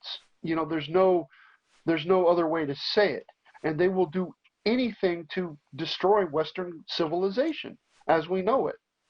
I mean, these guilty Caucasian liberals are basically helping them do it. I mean, I don't know why they, it's funny because I remember back when BLM was, starting up and, they were saying there's certain things that, white people could do to make, somebody else's life better. Okay, well, I didn't see liberals giving up their houses or giving up their second houses or a second car, but they wanted everybody else to do it. I mean, what did they think? That they were going to get some kind of protection if they, I mean, Carl, these people just don't think, they don't understand. They don't care. They just don't care. I mean, it's funny because Brian Cole, when Brian Cole first started on GoFundMe, there was a thing called Ladders to Get Over Trump's Wall. I know I've talked about this many times before, right? Mm-hmm. But their goal was 100,000 or 200,000, right? They barely had anybody donating to, for Ladders for Over Trump's Wall, Right. But they want to cry and complain and scream and holler about, how illegals don't have rights and don't, are being arrested for crossing the border. Well, you know what? You break a country's law, that's what happens. Right. If I walked across the border to Mexico, I'd probably be shot by the cartels. Well, yeah, no, you can't. You're right. You can't just walk. Well, I mean, right. If you cross at a non-border crossing, you can run into some pretty scary people. And they're gonna want to know who you are. If anything, they're gonna make you pay them to put you back across. It's like, oh, you owe us $10,000, so you don't have it. Oh well, not good. You better go find it fast. That kind of thing. Yeah. But let's see what other stories I had up here I wanted to cover. Let's take a look here real quick. Let's see. But yeah, H.A. Goodman's a really good guy. He's one of the few big channels that I actually support. Him and American Joe. Right. Stexenhammer, but there's not. I mean, Carl, it's funny because I always come to you because your channel is real. You are a real commentator. You don't play around when you're giving the news. You are upfront. You speak your mind, and that's rare in this day and age. I mean, I like Joe. American Joe's great. I still support him. I'll always support him. Mm-hmm. But sometimes when these channels get too big, it's like they change. They change and it's almost. I mean, I don't know. I don't know if it's a message that gets lost or if what they originally. I mean, I don't know. I don't make that assumption about Joe. Joe's a great guy, and he has helped promote so many small channels. Yeah, he came on. He was on earlier. He was on earlier. Yeah. and I will always support Joe. During that whole, during the Operation Border Command, I was, cycling through different chats, sending super chat shout outs, getting people, hey, look, let's donate, let's help Joe, let's help the guys, Right. um, get there, get out there to expose what's going on, and like I said, I support Joe. Joe's one of the few big channels that I will actually, you know, donate to, but there's just so many different channels. It's like they get big and then it's like they lose their message. I mean, I have a great group of patriots that I work with and that that we all, we all support each other, and that's rare, and you got to keep that. This is how we get ahead. This is how you get the message out, is by, making information, sharing it in your group. We all got followings everywhere. I've been able to help bring people over from Parlor over to Disabled Vets, R-rated conservative, History B. These are all great channels. Right. Definitely. And Tony Patriot is, Tony Patriot is his, he's always stuck with his message, and he's doing fantastic, and I will always support Tony Patriot, always. I'm sorry, Carl, I didn't mean to. No. Sorry, chat. I like Tony. I like Tony. Here's a good story. The cartel is in charge here. Did you see this on the news? How they captured El Chapo's son, and then the cartel just unleashed hell, and they said, we're going to keep unleashing more hell until you release El Chapo's son, and the Mexican government folded, and they released him.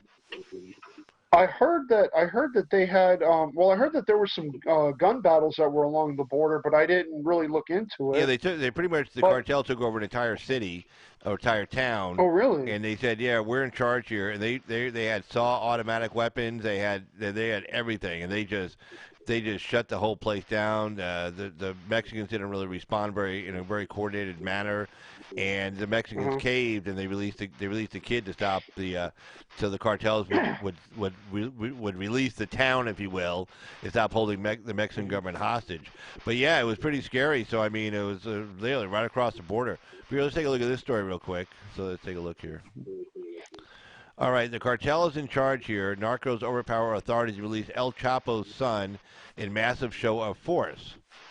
So here we go. After being captured by Mexican forces, the Sinaloa cartel managed to wrest El Chapo's son free from government control with a stunning show of force complete with machine guns and rocket launchers. Rocket launchers, mind you. Oh.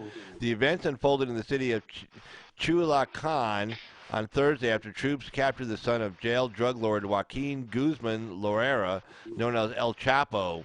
His son Ovidio Guzman Lopez is one of many of the notorious kingpin's children who live in the area. Another one of El Chapo's sons called up cartel members to begin a siege in Chulacan, according to the New York Times. Trucks with large mounted machine guns were spotted, as were videos showing rocket launchers and rocket-powered grenades. Many civilians in the city were able to capture the staccato of gunfire during the prolonged battle, which ended in the deaths of at least 7 and injured more than a dozen. The Mexican forces who arrested the younger Guzman released him after 8 of their members were taken hostages. So they took eight of the Mexican army guys hostage. So part of the effort by the cartel to get Guzman released reportedly included not only taking armed forces hostage, but also kidnapping their families. So like they know who these guys are, so they went to their homes and I guess took their wife and women and children. So given that they were surrounded, the violence was continuing. Given that they were surrounded, the violence was continuing to rise, and there were hostages. The government surrendered and let Guzman go. Decisions were made that I support, that I endorse, because the situation turned very bad and lots of citizens were at risk. Lots of people, and it was decided to protect the life of the people, said President Andrés Manuel López Obrador on Friday. You cannot value the life of a delinquent more than the lives of the people. Raul Benitez, a security expert at the National Autonomous University of Mexico, said that this is another example of extreme violence displayed by the cartels this year. He criticized the president for his decision to pull back and surrender to the cartel. The government was forced to accept the cartel's control over the city and not confront them, Benitez said. To the people of Chulacan, the president is sending a very tough message. The cartel is in charge here. Yeah, really. Videos captured the violence unfolding were posted on social media. I mean, look. I mean, it looks like a war zone. I mean, this is a gang. Imagine we had a gang like that in this country, where they could take over an entire city and demand that the government do something, and then the government does it. I mean, that's scary. I mean, if they need help, trust me, if they need help from us, they call us up and say, hey, can you send like a division down here? I don't think Trump would have a problem doing that. I'm sure there's some kind of a deal that can be worked out. We go down there and just like start at one end of the border and just go right across. And we'll help you get rid of it. I mean, it's in our interest to do it. I mean, it'll stop the drug flow. I mean, illegal immigrants, it'll probably stop that. I mean, that's stopping on its own, but it'll mainly stop the drug flow and this cartel shit. I mean, this is ridiculous. I mean, these people are, they're able to take over an entire city. I mean, that's crazy. Well, the cartels have all these Mexican politicians in their pocket to begin with. I mean, right. If the Mexican authorities don't even really guard these towns from the cartels. I mean, they may have minimal security like in this one town, but they're not going to waste their money protecting these towns that are run down, no infrastructure, they just don't care, Right. I mean, to them it's like, hey, look, one less town, less mouths that we got to feed. And it's sad. That's how these people think. But, this is what happens when you elect a progressive president. I mean, it's, it's like in Puerto Rico, they want this guy. I don't know. I haven't been following, but they want this guy out of power. Guess what? They're just going to put another progressive in power. And this stuff is close to happening in our country. Yeah, let me hold on. Let me see if I can play this real quick. I got it up here. Let me see if I can play it. I don't know if it'll play off of here, but let's see. Okay, if we all get zapped off, have a great night. But anyway, here we go.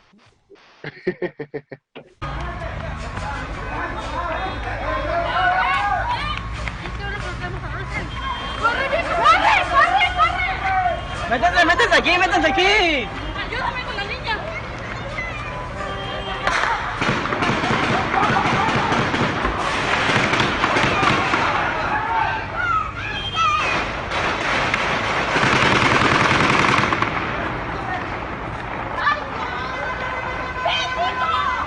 ¡Córrele, córrele!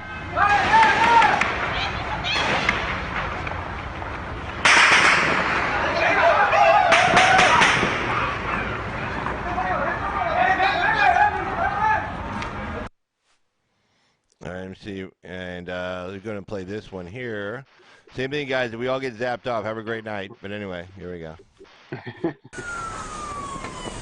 Hay una fuerte balacera en el sector de Avenida Universitarios y...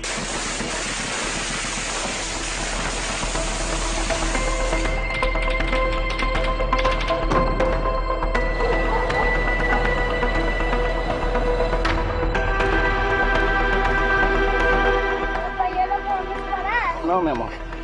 Aquí quédense. Aquí en el suelo. ¿Por qué en el suelo? Porque... ¿Ya se fueron? Vámonos.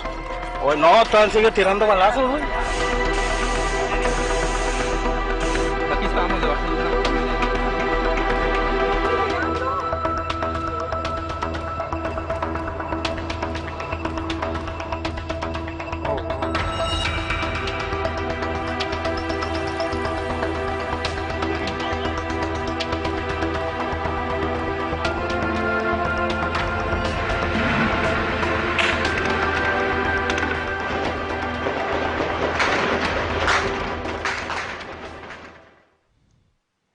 Wow.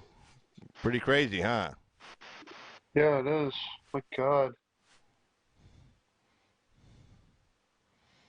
It's like insane. Yeah. And see, this is what happens when people aren't allowed to carry firearms, And, right. Because then the bad guys have the guns. Only the bad guys have the guns, and, this is the kind of crap that goes on. So, pretty scary. Yeah. Pretty scary indeed. Yeah. Oh, man. I don't know. And it's this is what we're fighting to prevent. This is what we're fighting to prevent happening here. I mean, like, like I know I've talked about her a lot, but when I talked to that survivor from Pulse a couple of years ago, and how she told me, I know I've told the story many times, but it it makes me realize that there are people who can wake up if sometimes, sometimes it takes a huge traumatic experience, because she told me, like, she was saying, like, she was in the bathroom when this guy was walking around and opening fire on people, right? Right. The guy who was Muslim, by the way, you know, was, he shot up the place because he simply just didn't like them. Talk about real racism right there, But she understood why people conceal carry. I mean, most of our conversation was about the Second Amendment, but if people like her can come around and see why why people, you know, have firearms, why people, own a gun for defense, well, you know, when it's funny how, not funny, but how a situation can make you open your eyes when you're on the receiving end, and that's if you have the smarts to grasp it, I mean, Right. let's face it. There was a story I remember reading a while back, um, with some American girl. She went. I forget. Well, I forget who wrote the story, but she went to the Middle East with her Muslim boyfriend.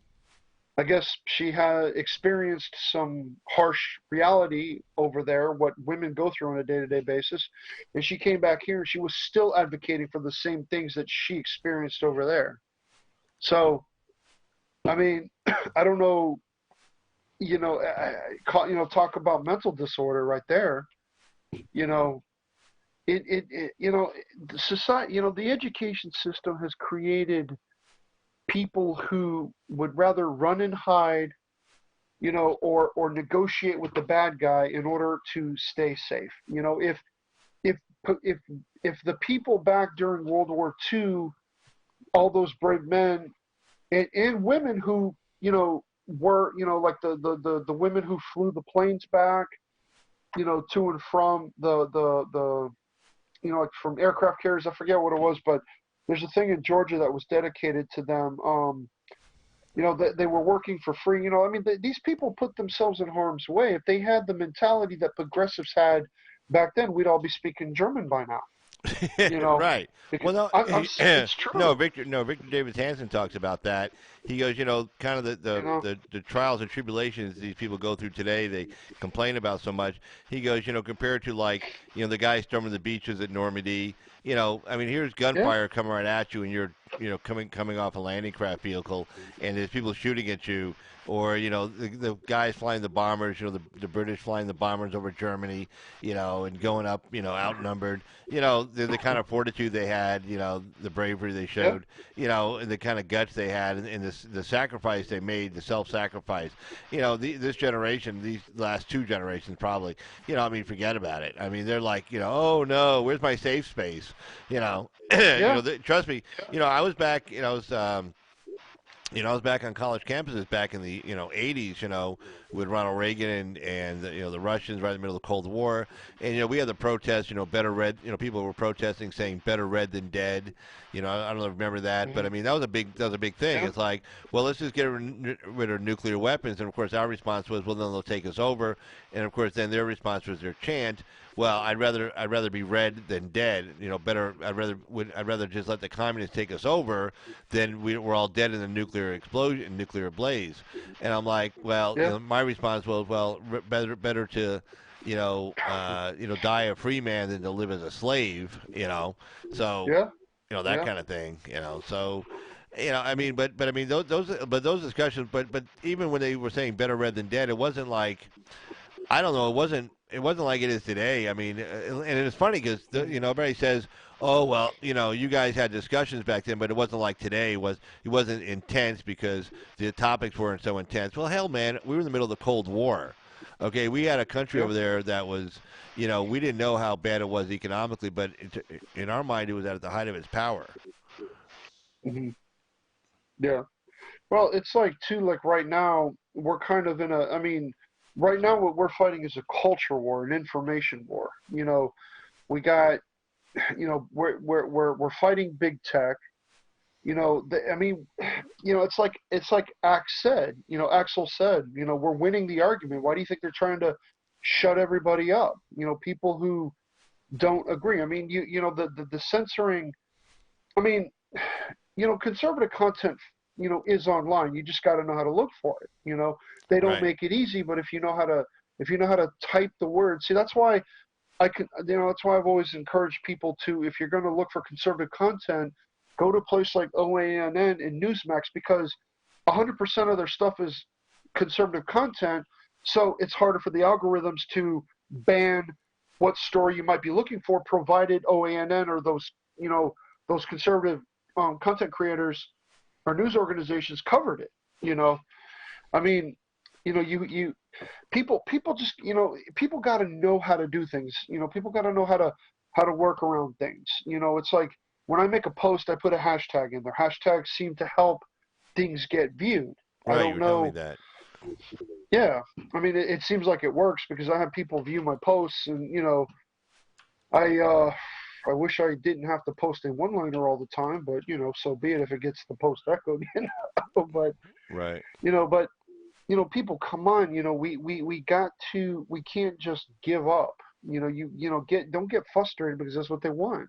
They don't want you to have a voice. They don't, if you share something and then they put you in Twitter jail or Facebook jail, find another outlet. Get on Parler, get on Gab. Gab isn't as active as Parler, but they're out there. That people respond. There was a video that OANN covered about how a transgender was killed by an illegal immigrant. Guess what? They're not gonna let something like that get up because liberal media was silent about it. How come OANN covered it? That tells me that OANN has a better, they have the welfare of the transgender community and the LGBT community. They have a better they have the welfare. I'm sorry, Carl. I don't mean to. I'm stuttering on my words a little bit. I'm sorry. Right. But they're more concerned about the welfare of the LGBT than the liberal media because they're reporting on that story. So why isn't liberal media reporting on this illegal killing, this transgender person? Because no, they don't report. The only time they report on anything happening to a transgender person is if a white male Christian does it. Straight male. If a gay guy kills a trans person, they don't want to hear about it. A black guy kills a trans person, they don't want to hear about it. If an illegal immigrant kills a trans person, they want to hear about it. They don't want to hear about it. Okay, they just don't, because they don't want it. They don't want to let everybody know there's this big issue in these communities. Now, that one lady that came up at the CNN debate, the trans activist that got down there and yelled and screamed. First, she yelled at. Did she yell? Well, her friends yelled at Anderson Cooper, and then she was yelling at Don Lemon. These guys are both homosexuals; they're both gay, and she was yelling at him. And one thing she said. And, let me tell you something. What she said wasn't untrue. She says a lot of black trans people are getting killed. Now, there's a reason. Yeah. There's a reason for that, okay? Because these black trans people go to bars, and they pick up on black men in these bars. And some of these men they pick up are gangbanger guys. And these guys, they don't like the idea that they're dancing with you on the floor in front of all their friends, and then suddenly it's found out that they have a penis. And some of these guys have been retaliating, beating the hell out of them, and some of them have been killing them. And now let me tell you something. When she brought that, now Don Lemon knows about that, and he didn't say, "Oh yeah, we haven't been covering that." Well, they have purposely not been covering that, and that's real. Everybody thought, "Oh, this lady's crazy, she's nuts." No. What she was saying was the truth. That is actually happening. Yeah. And so she goes, that's why she's saying, you need to cover this story. And they were like, "Oh, ma'am, let me have the mic." Okay, yeah, we understand. No, we're with you. Well, she was like, "You're with me, BS, because you're not covering this story that's going on out there." So, There you go. So you know that, and that, Yep. so you know, and then people on the right, instead of them being intelligent, saying, "Wait, what was she saying?" and then actually digging into it and looking into it and saying, "You know what, CNN is not covering this story." Well, neither is Fox. Yeah. Fox isn't covering that either, Yeah. because again, nobody wants to touch that because there's all kinds of intersectionality issues that if you bring that up, it's going to be like not good. But no, that lady was down Yeah. there. She was telling the truth. She wasn't when she Yeah. said all these, a lot of black trans people are getting killed. She wasn't lying.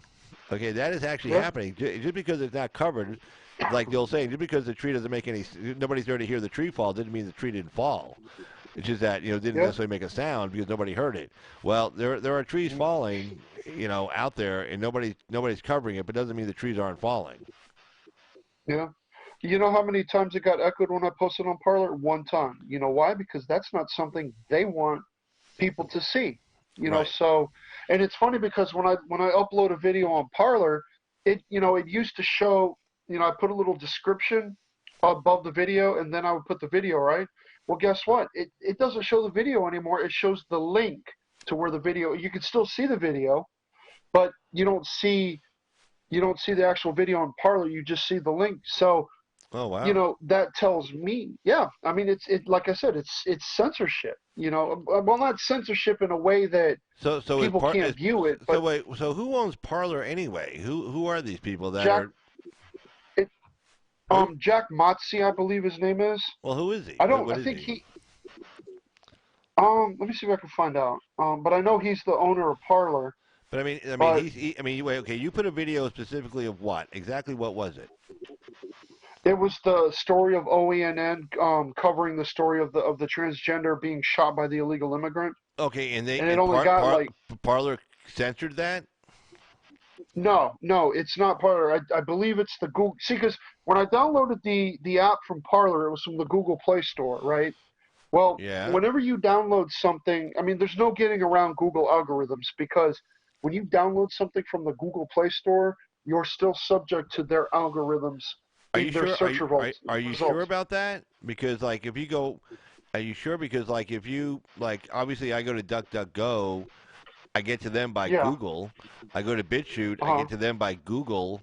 I don't have the BitChute, search engine. So, are you sure? Are you sure it's not Parler that wasn't doing it? It was Google. Well, I mean, I want to say it might have been Google. I mean, I don't know for No, sure. because again, for me to get to BitChute, I go, Google's my, it's my platform. I get to everything through Google. I get to everything. I mean, I get to BitChute through Google. So now when I get there, then you can say whatever you want. The sky's the limit. So I don't know about that unless there's something going. Maybe it's a tech thing. I don't know. I'm not a tech guy, so I don't know. Well, no, yeah, I mean, it could be. It could be. I could be wrong. I mean, I could be wrong, but I know that there are some things that I'll post, and it's funny because like there's a guy called Educating Liberals. He's a millennial, I believe, and he's got like 50,000 followers, and he'll post something, but he only get some of the stuff might get posted for days, but he only gets like maybe 70 or 85 retweets on it, which if there should be a lot more than that if people are seeing it. I mean, I don't know, maybe I'm wrong. I could be wrong. I don't know. I know that I thought I heard somewhere before where if you go to Bing, right, through Google, you're still subject to whatever algorithms Google, because I don't know.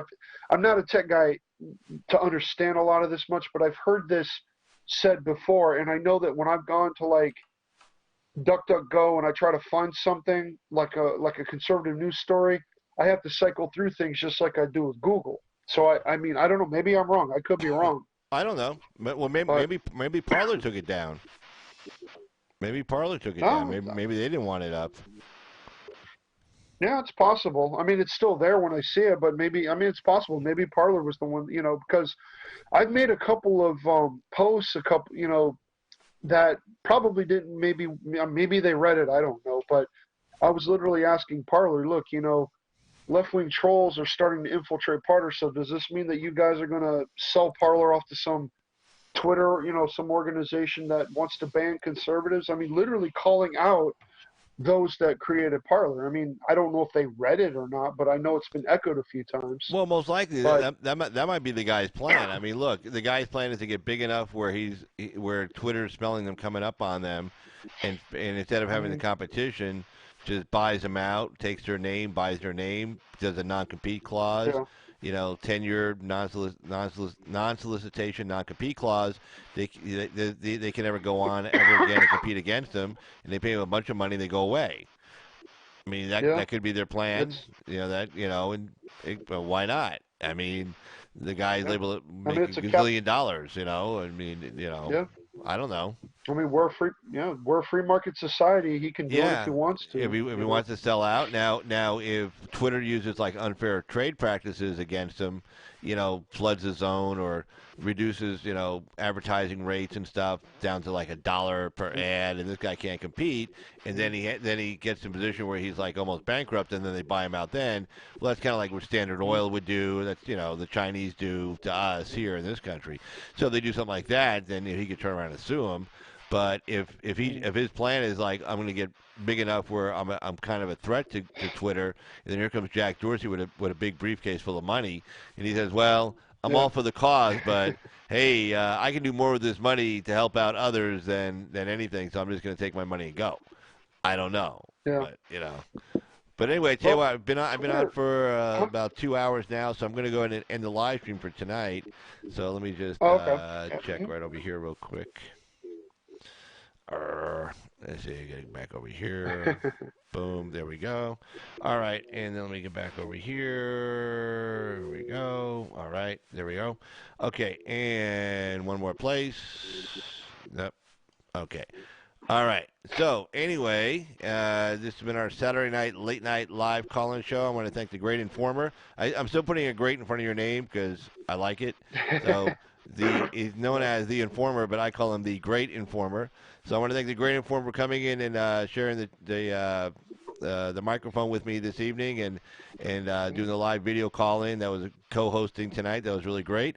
And I want to thank everybody who's been in the chat. I want to thank everybody who's been viewing us, and everybody will be viewing us later. For Carl's Opinions, this is Carl. Have a great night. And Mr. Great Informer would like to say good night. Yep. Have a good night, everybody. Thanks for being here with us, and stay strong. Trump 2020. All right, man. Yeah, get out, vote, start participating. Have a great night, and we'll see you next time. Bye-bye.